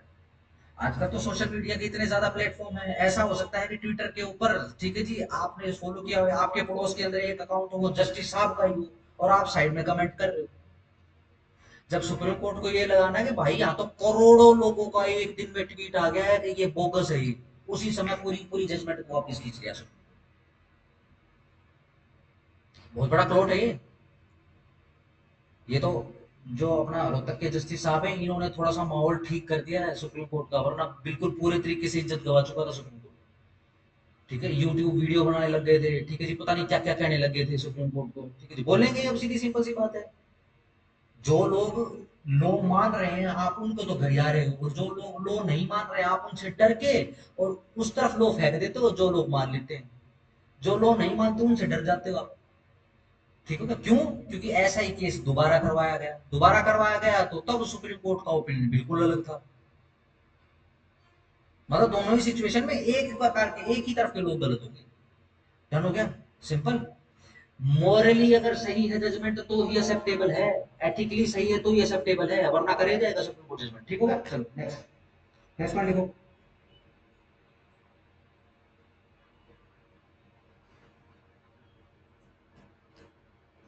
लिखो एक पॉइंट, एक पॉइंट लिखो। नेक्स्ट कितना नंबर का, 4 नंबर का है क्या? चलो लिखो, पोजिटम, POSITUM। ठीक है जी, लिखो जरा, एक कोटेशन लिखो इसके नीचे अपनी लैंग्वेज में।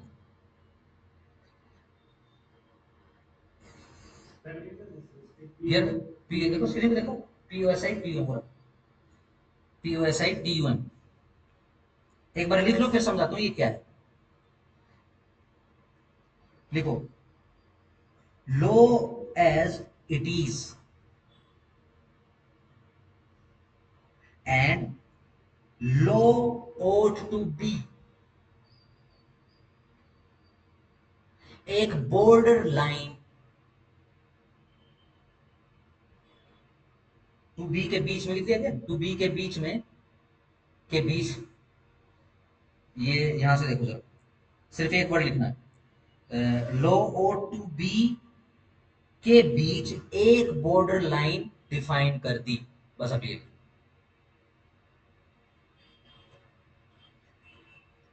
देखो। अब मुझे आप बताओगे, आप नाम दोगे, हम कभी से ये कर रहे हैं,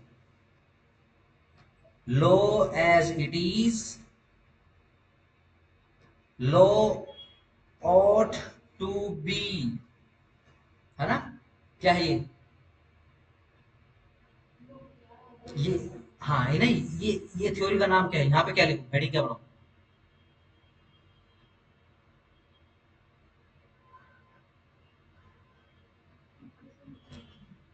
ये किसी कंसेप्ट में कर रहे होंगे ना, हम ये दो टुकड़े कर रहे हैं, किसी चीज के दो टुकड़े कर रहे हैं ना, किसी कंसेप्ट में पढ़ रहे हैं ना गुड़िया हम ये, कि लो क्या होना चाहिए और लो क्या है। किसमें? हाँ, किस कंसेप्ट में? कोई टॉपिक होगा ना, किसी टॉपिक में पढ़ा होगा ना। छोड़ो, मैं बता देता हूँ, ये लो, ये लो, पॉजिटिव लो, या फिर ये लो, मैन मेड लो, इसके बीच में पढ़ो। अब देखो, एचएल हार्ट ने किया है, इसके बीच में एक बॉर्डर लाइन खींच दी है, इस बॉर्डर लाइन का नाम है पोजिटम। अब डिफरेंशिएट हो चुका है कि लो क्या है और लो कैसा होना चाहिए। अब जूरिस्प्रूडेंस में लो कैसा होना चाहिए इस पर भी विचार होगा, but according to the HLA Hart theory. Austin तो अभी भी, वो तो अब क्या, वो तो मर गया, ऑस्टिन तो क्या कि मर गया।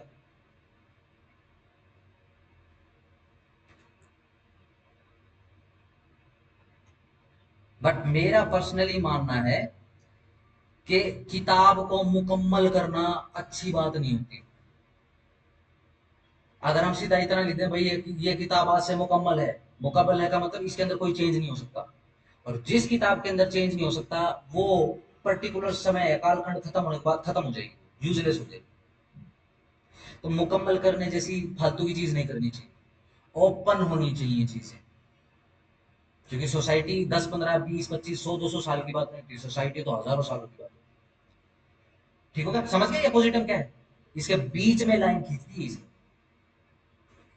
पहली लाइन नजर नहीं आती थी रोस्टिन को, तो चश्मा ही खराब था रोस्टिन का तो।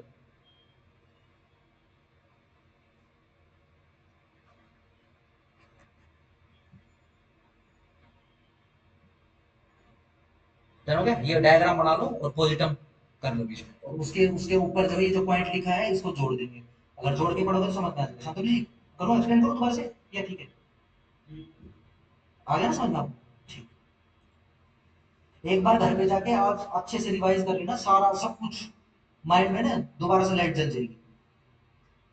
ठीक है, नेक्स्ट पॉइंट लिखो, इसी में नंबर 5 लिखो। हार्ट ने नेचुरल लॉ थ्योरी एनएलटी को भी जगह दी है,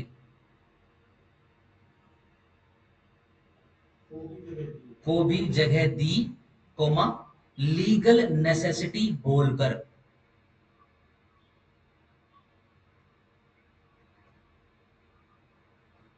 जहां पे लीगल नेसेसिटी बोला है बटे में उसके यानी उसके अंडरलाइन करके लिख लो लॉजिकल नेसेसिटी।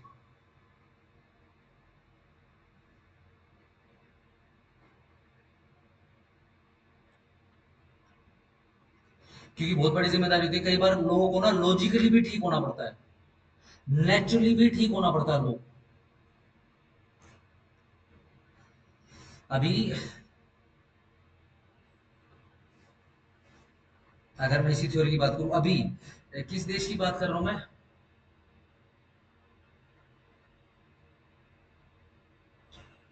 डेनमार्क या स्वीडन?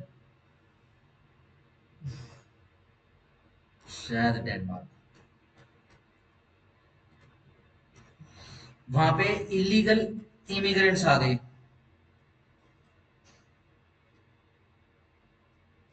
लाखों की तादाद में, सोसाइटी के ऊपर बोझ बढ़ गया।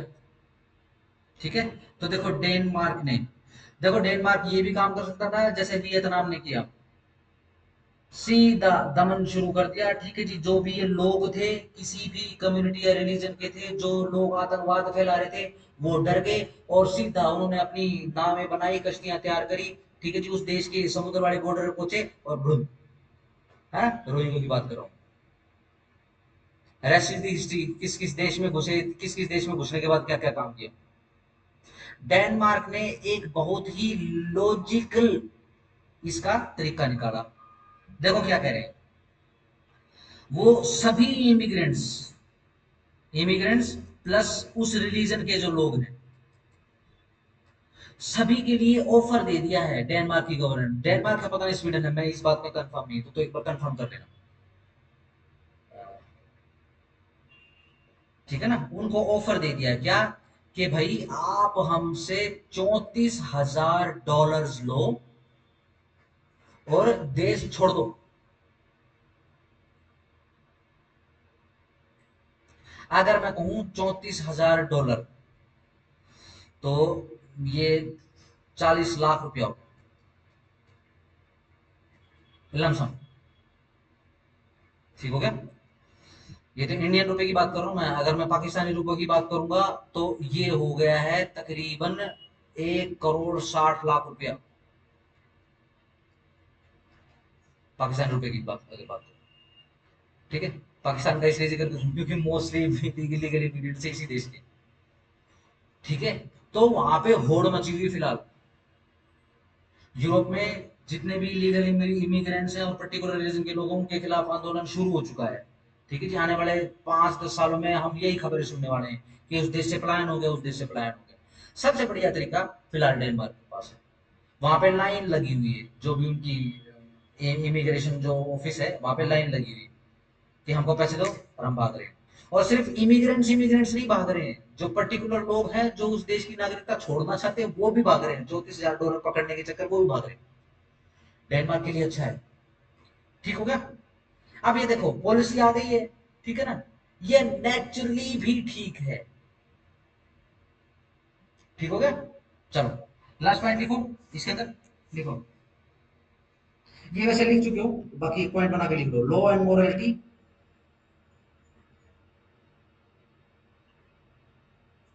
Are complementary and supplementary to each other.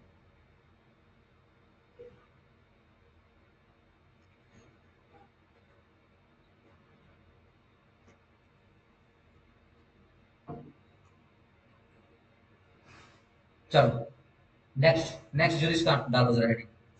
ये मेन पोर्शन इसका थ्योरी का खत्म हो चुका है।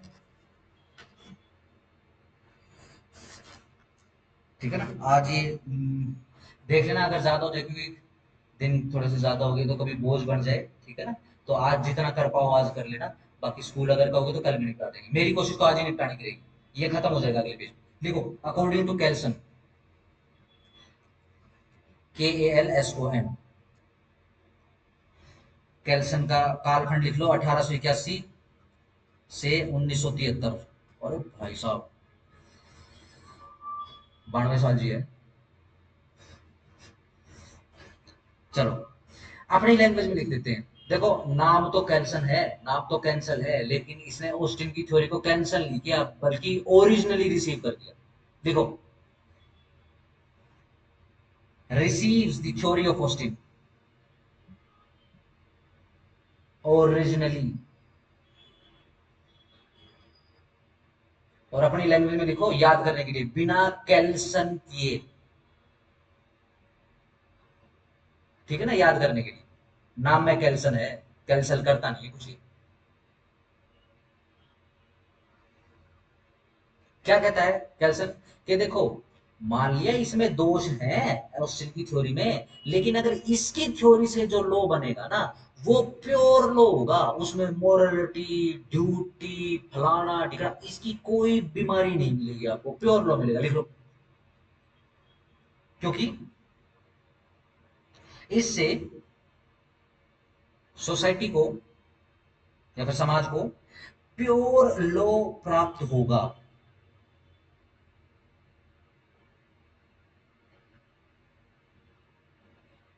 ठीक है ना। नेक्स्ट लाइन में प्योर लॉ डाल लो। प्योर लॉ मतलब मोरल्स एसेट्रा की मिलावट के बिना।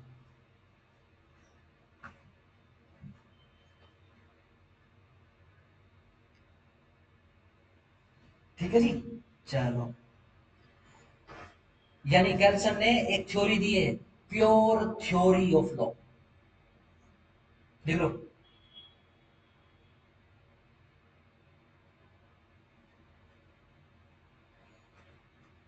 और इसको क्या नाम दे रहा है, इसको नाम दे रहा है Grand norms, GRUND, Grand norms, NORMS, norms. Screen पे देख लो।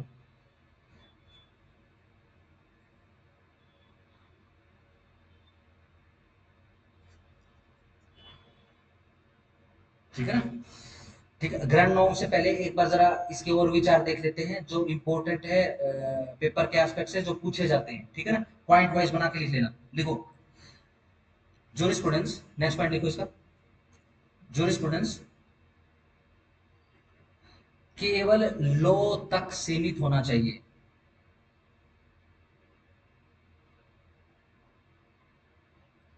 ना कि कस्टम्स एथिक्स से, कस्टम्स कोमा एथिक्स एसेट्रा से।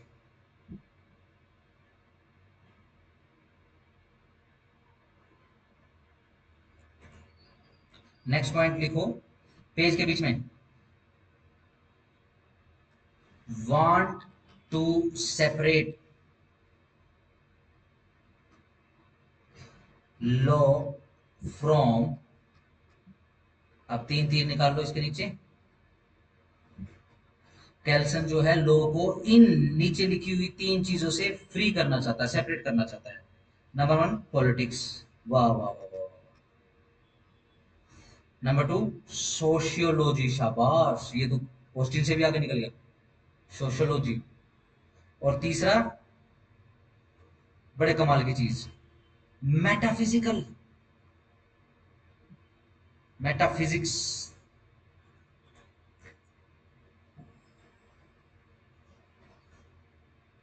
अब ये देखो कितना सफल होता है, ये तो आप ही मुझे सोच के बता दोगे। आज के समाज में क्या लॉ और पॉलिटिक्स अलग है? क्या कर सकते हैं? ऑस्टिन कहता है लॉ तो पॉलिटिशियन का काम है।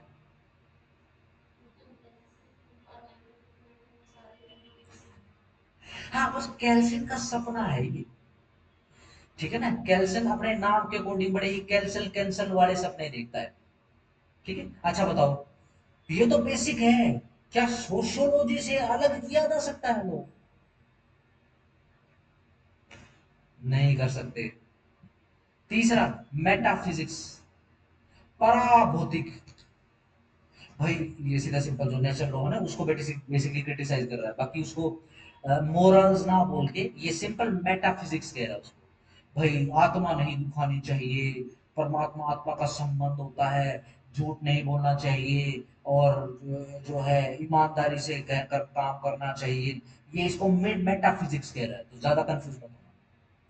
ये चाहता है कि मेटाफिजिक्स से भी अलग होते, ठीक है ना, गवर्नमेंट लॉ से अलग होते। ये कोड कहाँ से आ गया लॉ बनाने? गॉड क्या है? क्या फिजिकल है क्या? नहीं, वो मेटाफिजिकल है ना। आजकल आया ना Meta, Google Meta, Meta Google, ये मेटा क्या है?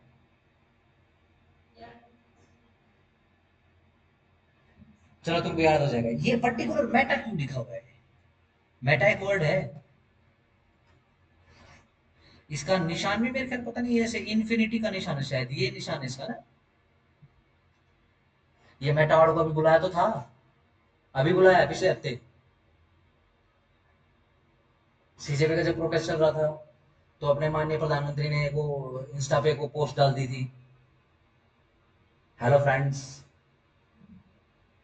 याद है किसी को? अभी पिछले हफ्ते।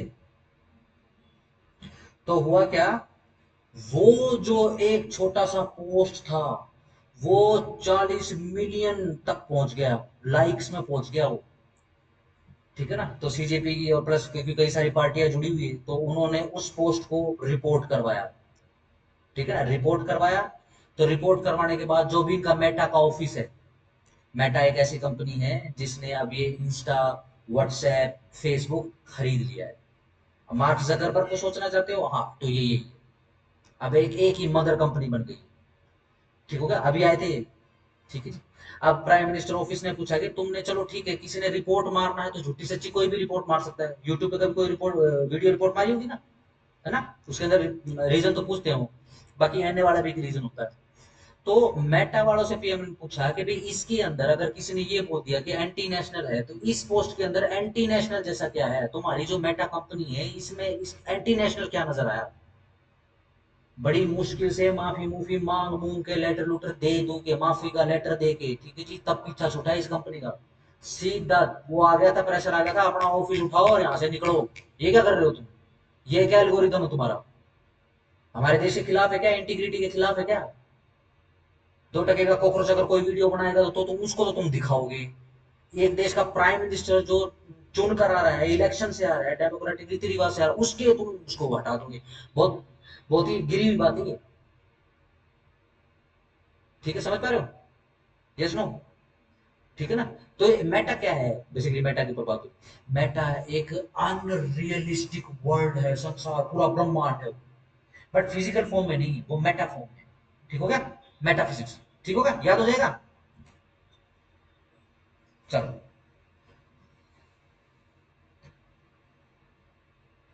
इस पॉइंट के नीचे लिखो एक पॉइंट बना के, हावेवर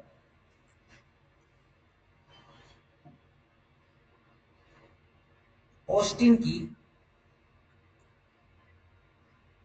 कमांड थ्योरी से सहमत नहीं है,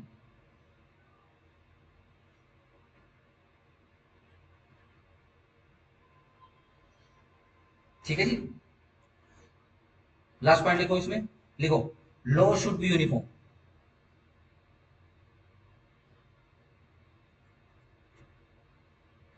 चलो, अब इसने प्योर थ्योरी का नाम लिखा था, तो प्योर थ्योरी लिख लो, हेडिंग बना लो, pure theory by Kelsen. Simple लिखो, it's based on normative orders,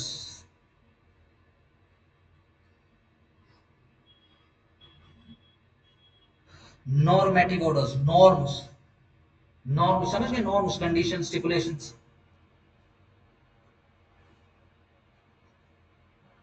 ठीक है जी। वही नॉर्म्स, ये देख लेना नॉर्म्स क्या है, ऑलरेडी कर चुके हैं हम। हर एक लॉ कुछ ना कुछ कंडीशन स्टिपुलेशन की ही बात करता है। दूसरा, it based on theory of interpretation,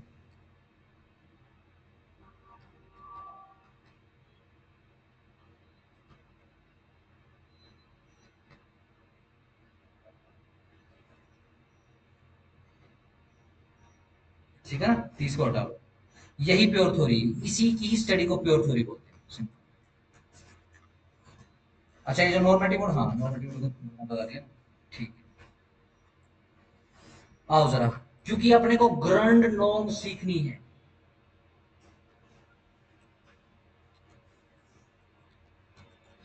क्योंकि हमको ग्रैंड नॉर्म्स के बारे में सीखना है, तो सबसे पहले हम नॉर्मेटिव थ्योरी क्या है इसको समझेंगे। अगर नॉर्म समझ में आ गई तो ग्रैंड नॉर्म्स हमको बस अलग करना है, वो डायग्राम बना के मैं अलग करके आपको बता देता हूं, ठीक है ना। चलो लिखो, लिखो जरा एक line, law is the science of norms और बेस्ड ऑन नॉर्म्स। लॉ या तो नॉर्म्स का साइंस है, या फिर यह साइंस आधार रखता है किस पर, नॉर्म्स पर, आधारित है नॉर्म्स पर। डन। चलो फुल स्टॉप डाल के नेक्स्ट पॉइंट लिखो, science is a knowledge of what the law ought to be.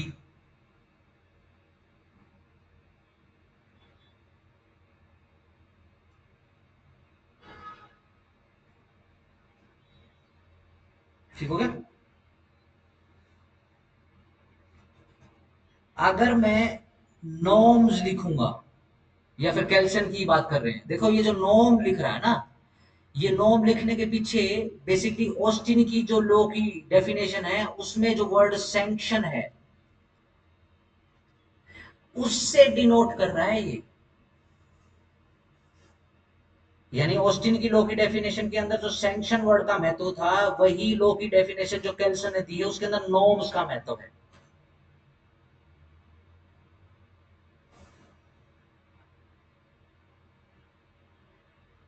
ठीक हो गया। अच्छा, नॉर्म्स की डेफिनेशन लिखनी है क्या, नॉर्म्स की लिखी डेफिनेशन। वैसे नॉर्म्स क्या होती है बताओ जरा, अगर तुम एग्जैक्ट बता पाए, थोड़ा थोड़ा बहुत भी बता पाए, तो फिर हम उसकी डेफिनेशन लिखेंगे।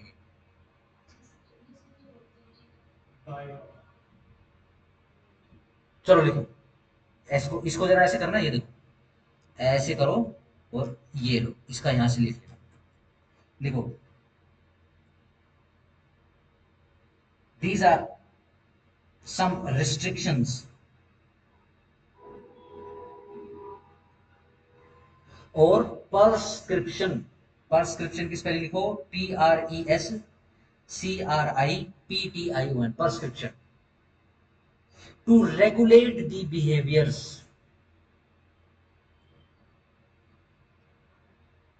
and according to Kelson, law is a hierarchy, hierarchy की स्पेलिंग लिख लो, HIERARCHY,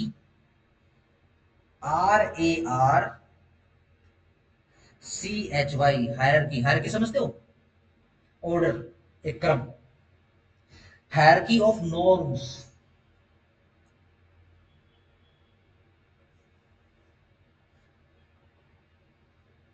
ठीक हो गया ना? सही। हायरार्की सामने लिख लो लीगल ऑर्डर, या फिर इसका मतलब लिख लो लीगल ऑर्डर। ठीक हो गया? ये तो है भाई साहब आपका नॉर्मेटिव थ्योरी। और ये जो नॉर्म्स है ना, इनकी स्टडी को ही ग्रैंड नॉर्म्स बोलते हैं। देखो नेक्स्ट पॉइंट में, इन्हीं नॉर्म्स की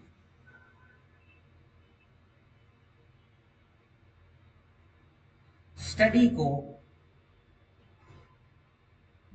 ज्यूरिस्प्रूडेंस कहा गया है।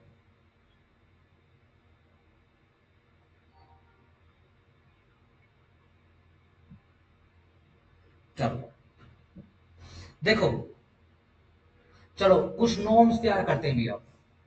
देखो आपने डेफिनेशन में लिखा है हायरार्की में होना चाहिए। ठीक हो गया? सही है। मैं सिर्फ हायरार्की के हिसाब से, चलो बेयर एक्ट या फिर लॉ की जो सब्जेक्ट रहते हैं ना, हायरार्की के हिसाब से बता देना। सबसे ऊपर सिर्फ एक ही सब्जेक्ट या एक ही बेयर एक्ट आएगा। शाबाश। ये देखो,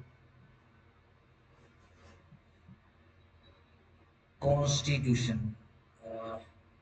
कॉन्स्टिट्यूशन एक्ट, या एक्ट नहीं कहना चाहिए, सिंपल कॉन्स्टी लिख देता हूं।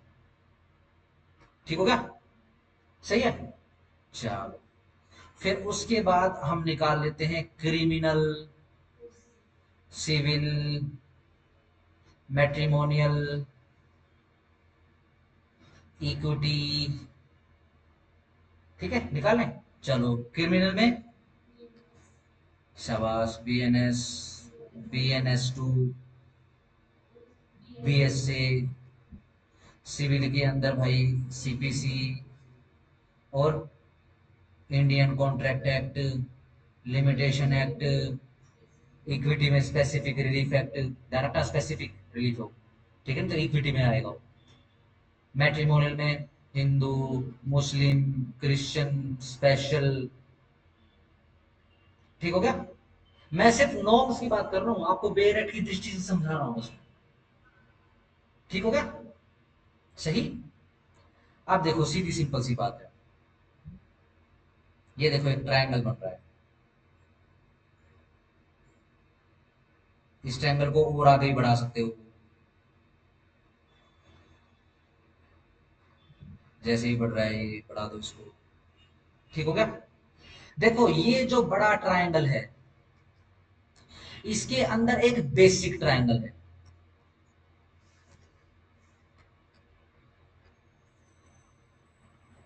ठीक है ना? और एक नॉर्मल ट्रायंगल है। नॉर्म्स या नॉर्मल, नॉर्मल लिख देते हैं, नॉर्मल ट्रायंगल।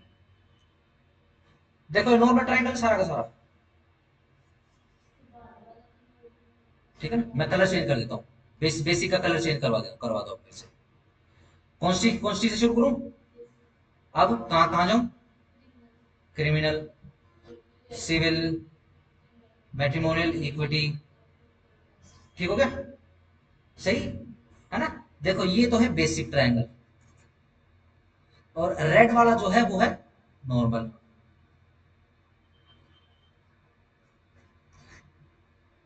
आओ जरा, अब ग्रैंड नॉर्म्स या फिर अदरवाइज नॉर्म्स की बात कर लेते हैं।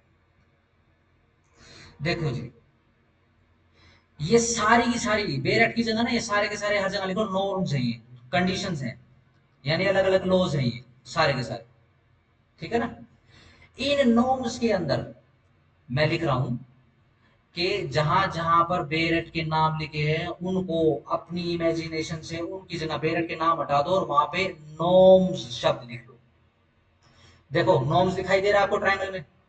देखो जरा स्क्रीन पे दिख रहा है आपको? इमेजिनेशन में जहां जहां ये बेरेट्स के नाम लिखे हैं वहां वहां पर आपको नॉर्म्स शब्द इमेजिन कर लेना है। दिख रहे हैं? देखो, देखो अब इन नॉर्म्स के अंदर कुछ नॉर्म्स बेसिक हैं और कुछ नॉर्म्स नॉर्मल हैं, है ना? बेसिक नॉर्म कौन कौन सी? यही जो काले वाली, ब्लैक वाली। ठीक हो गया ना? सिंपल। ये जो बेसिक है ये तो है भाई हमारी, याद कर लो। ग्रंड नॉर्म्स कौन सी? ग्राउंड, ग्राउंड यानी कैसी? ग्रंड नॉर्म्स, बेसिक आधारभूत वाली norms, Grand norms, ground norms. Ground norms से याद करना चाहते हो कर लो, बाकी नॉर्म्स सीधी नॉर्म्स। हायरार्की के अंदर है, उसी हायरार्की के अंदर ही सिर्फ बेसिक या ग्राउंड नॉर्म्स को स्टडी करना ग्रंड नॉर्म्स कहलाता है बेसिक। याद हो गया? लिख लो जरा।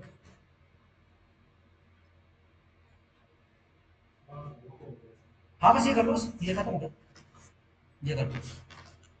दो स्कूल बच जाएंगे आपके, हिस्टोरिकल और जो आपका फिलोसफिकल, वो बच जाएगा, वो कल करवाता हूँ।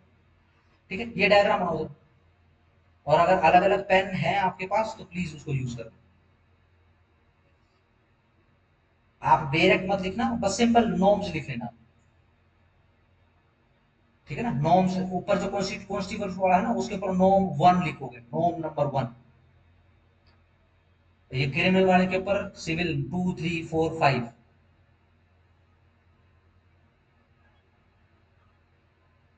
ठीक हो गया? अब क्रिमिनल के अंदर जो आप 3 नॉर्म निकाल रहे हो, इसके अंदर लिखोगे 2.1 2.2 2.3। देखो जरा मैं इधर लिख रहा हूँ, नॉर्म्स नंबर 2.2, 2 सॉरी 2.1 2.2 एंड 2.3। इस हिसाब से लिखोगे, नॉर्म्स का नंबर लिख लेना। ऐसे ही सिविल के नीचे CPC 3.1, Indian contract act 3.2, limitation act 3.3।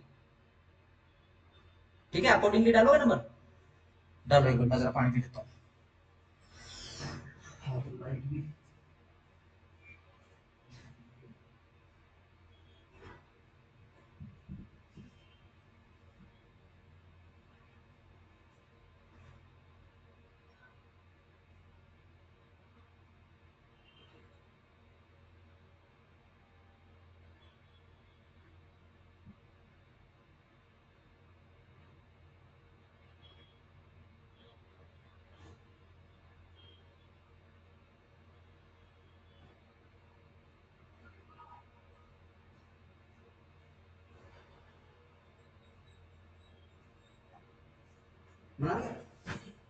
ठीक हो गया?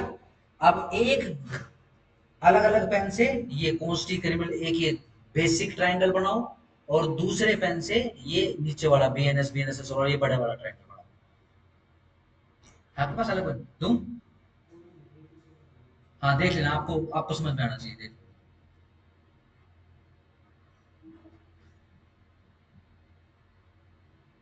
चलो, ठीक है ना।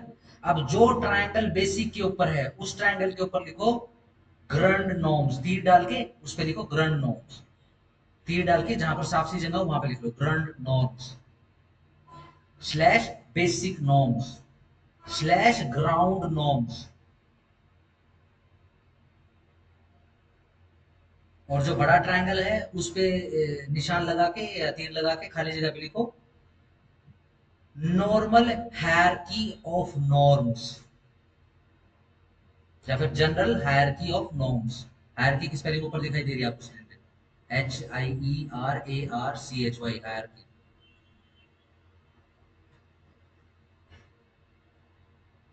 ठीक हो गया?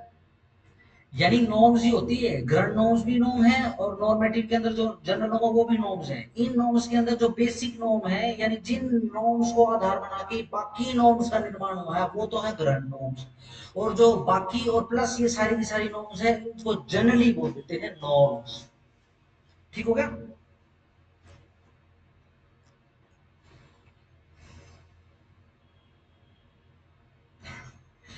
लेकिन एक बहुत इंपॉर्टेंट बात है, स्टार लगा लो।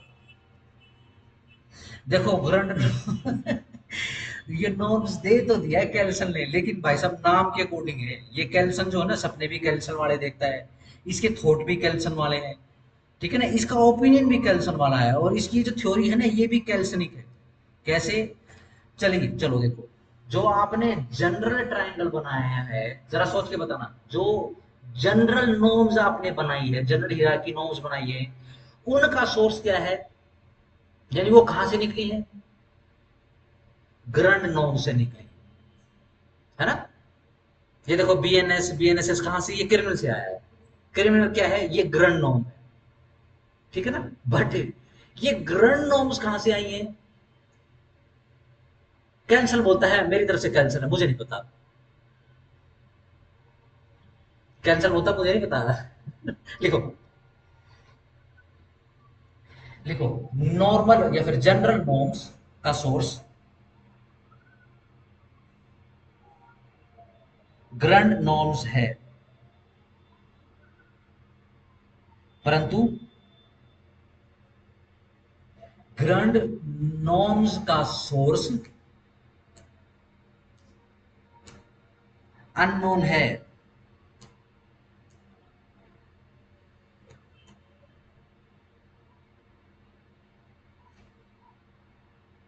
ठीक हो गया? पूर्ण विराम या फुल स्टॉप डाल लेना, ठीक है ना, फुल स्टॉप डाल के लिखो, यही पॉइंट ऑफ क्रिटिसिज्म है कैल्सन का। कैल्सन का अगर कहीं पर भी क्रिटिसिज्म होता है तो यही एक पॉइंट है। कॉन्सेप्ट तो बहुत अच्छा है लेकिन सोर्स नहीं है।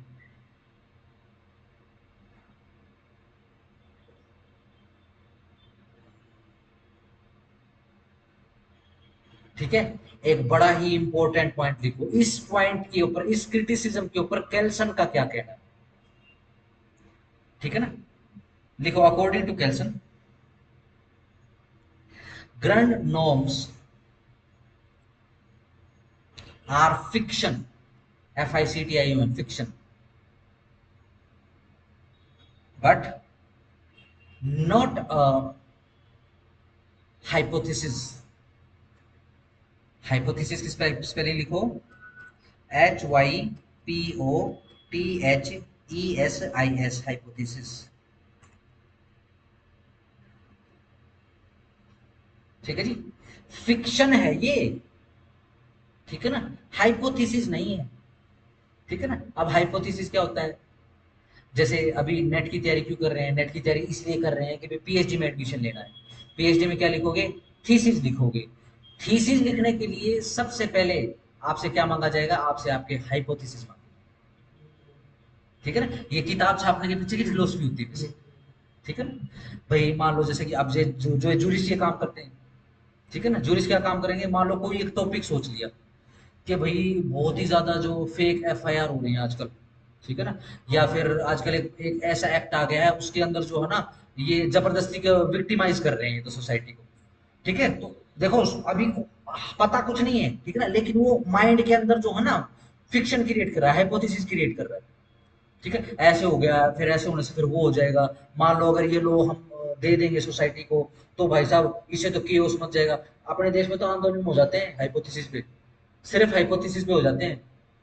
भाई किसान लॉज आए, ठीक है जी, और भाई ये तो किसान को लूट लेंगे, हालांकि किसानों की ही मदद के लिए आया था, इससे बढ़िया लो नहीं हो सकता। आज सुप्रीम कोर्ट कह रहा है कि इससे अच्छा लो नहीं हो सकता, लेकिन उस समय के जस्टिस साहब ने इसके ऊपर सर्वे करके रिपोर्ट को दबा लिया। जब ओपिनियन अपना सुप्रीम कोर्ट ने दिया तो लोगों ने पूछा कि भाई उस समय क्या कर रहा था जब ये देश के अंदर आग लगी हुई थी, तब आप तो इसके ऊपर बैठ गए थे कुंडली मार के। ठीक है ना। और इस देश के लोग इतने बेवकूफ है, हाइपोथेसिस बना रहे हैं। कंपनी रिलायंस, मतलब मुकेश अंबानी के हाथ में वो पकड़ा दिया, हड़ पकड़ा दिया, अब वो सारी धरती उससे खरीदवा दी और उसके ऊपर हड़ चला रहा, वो सारे किसानों से सुसाइड करवा दी इमेजिनेशन के अंदर। देखो कितना नेगेटिव हाइपोथेसिस है, और देश का कितना नुकसान हुआ, कितना आंदोलन हुआ, है ना। ये भी हाइपोथेसिस ही है। ठीक हो गया। फिक्शन है, हाइपोथेसिस नहीं है। हाइपोथेसिस में तो आदमी कुछ भी इमेजिन कर सकता है, फिक्शन फिक्स रहती है। ठीक हो गया। फिक्शनल मूवी देखी है? फिक्शनल मूवी देखी, फिक्शनल साइंस फिक्शन मूवी देखी होगी। हॉलीवुड की मूवी देखी है? ये थोर वाली, वो आ गया दूसरे ग्रह से आ गया, टाइम पोर्टल ओपन हो गया, वो 5 पत्थर आ गए। साइंस के हिसाब से जितना लॉजिकली पॉसिबल है उतना फिक्शन सोच के मूवी बना दी। ठीक हो गया। अगर हाइपोथेसिस डालेंगे तो वैसे भी उसमें सब कुछ हो जाएगा। ठीक है ना, ब्रह्मांड के बाद समानांतर ब्रह्मांड आ जाएगा, उसके बाद अनेकों ब्रह्मांड आ जाएंगे। हो सकता है हॉलीवुड की आने वाली फिल्मों में जो जितने भी समानांतर ब्रह्मांड है, जिसकी कोशिकाओं में उसी महापुरुष से, उसी महाविष्णु से युद्ध लड़ रहे हैं हॉलीवुड के, ऐसा भी हो सकता है। ये हाइपोथेसिस।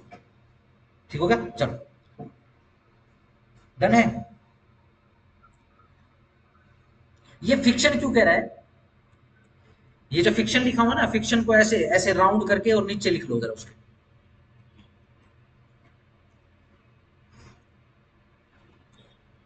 लिखो यह फिक्शन है क्योंकि grand norms society to society अलग होंगी।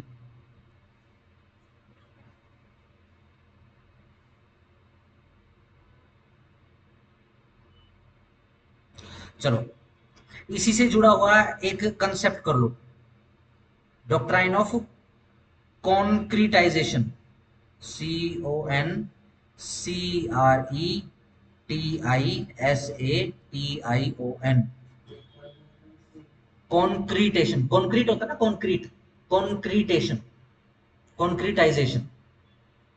कॉन्क्रीट क्या होता है? कंक्रीट।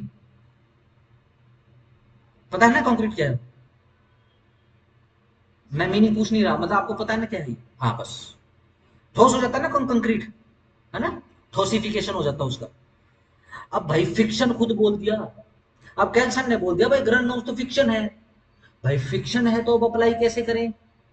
तो इसको कुछ कंक्रीट रूप देना पड़ेगा, समझ गए? ये फिक्शन को कंक्रीट रूप देना पड़ेगा तभी अप्लाई होंगी, तभी लो माना जाएगा, वरना अन्यथा नहीं माना जाएगा। अब ये कॉन्क्रीटाइजेशन कब होता है ये लिख लो जरा, अपने लैंग्वेज में लिख लो। जब नॉर्म्स सोसाइटी से प्लस ग्रैंड नॉर्म्स से कंफर्मेशन प्राप्त कर लेगी। प्राप्त कर ले पे लिख रहा हूं, कर लेगी मतलब ना, कर ले,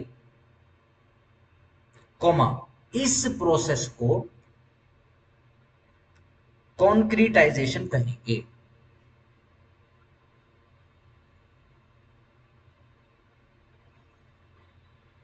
सोसाइटी इसलिए लिखा है क्योंकि सोसाइटी का जिक्र आ गया है कि फिक्शन सोसाइटी टू सोसाइटी अलग होते हैं।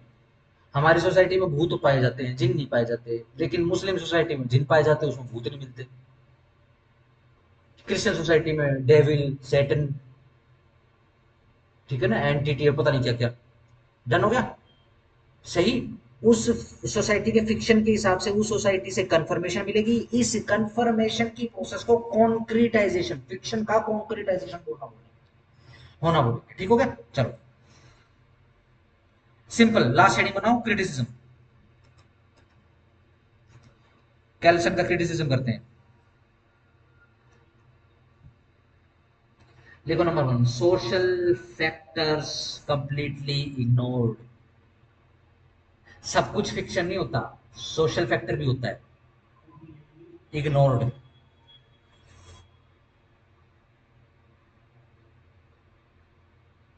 क्यों?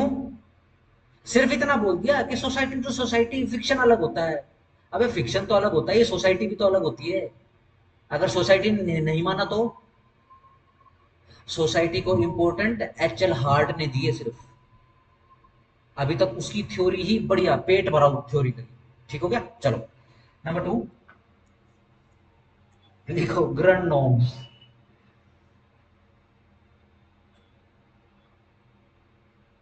मुसीबत क्या है? लिखो, इनकी प्योरिटी ही कंफर्म नहीं है। डैश डाल के, इनकी प्योरिटी ही कंफर्म नहीं है। तो बाकी नॉर्म की, हा हा हा, वाह वाह वाह, बाकी नॉर्म्स की प्योरिटी कैसे कंफर्म होगी? नंबर थ्री लिखो,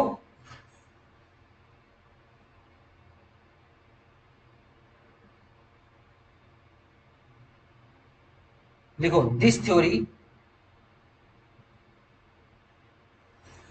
based on hypothetical H Y P O T H E T I C A L, hypothetical consideration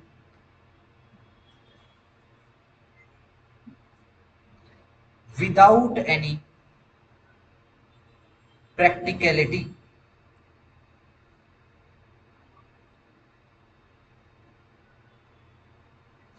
क्योंकि, लिखो सबसे बड़ा कारण, क्योंकि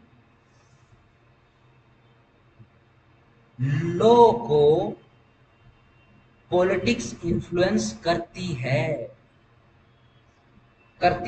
किसी भी जूरिस्ट को यह बात अच्छी लगे बुरी लगे, बट पॉलिटिक्स लॉ को इन्फ्लुएंस करती है, बिल्कुल करती है।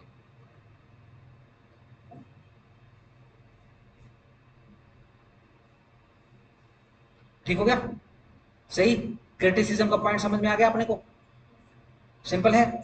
चलो देखो जी, एनालिटिकल स्कूल खत्म हो गया। मैं से अभी ले लो, मैं आपको भेज दूँ।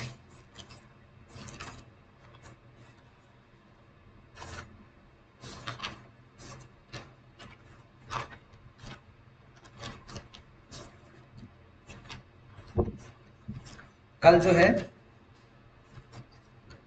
हम पहले जो है फिलोसफिकल स्कूल निपटाएंगे, उसके बाद जो है फिलोसफिकल स्कूल छोटा सा ही है, खास बड़ा नहीं है, 4 पेज का।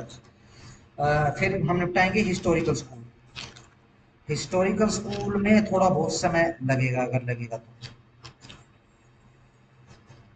फिर हम निपटाएंगे सोशोलॉजी, जो अदरवाइज स्कूल थे, सोशोलॉजिकल स्कूल निपटाएंगे, सोशोलॉजिकल सॉलिडेरिटी। हाँ कल जो है, फिर उसके बाद रियलिस्टिक स्कूल। कल थोड़ा सा ना, ठीक है ना, थोड़ा सा कसरत करके आना। कल स्कूल निपटवा लो, ठीक है? मेरे हिसाब से तो शायद इसकी स्कूल की काफी लंबी क्लास होती है। ठीक हो गया? पर चलो कोई बात नहीं, वो आपकी वो आपकी किस्मत है कि आप ऐसे मुहूर्त में आए हो कि एक्स्ट्रा क्लास लगती है, आपको समझ में थोड़ा सा इजी हो जाए। ठीक हो गया? मैं आपको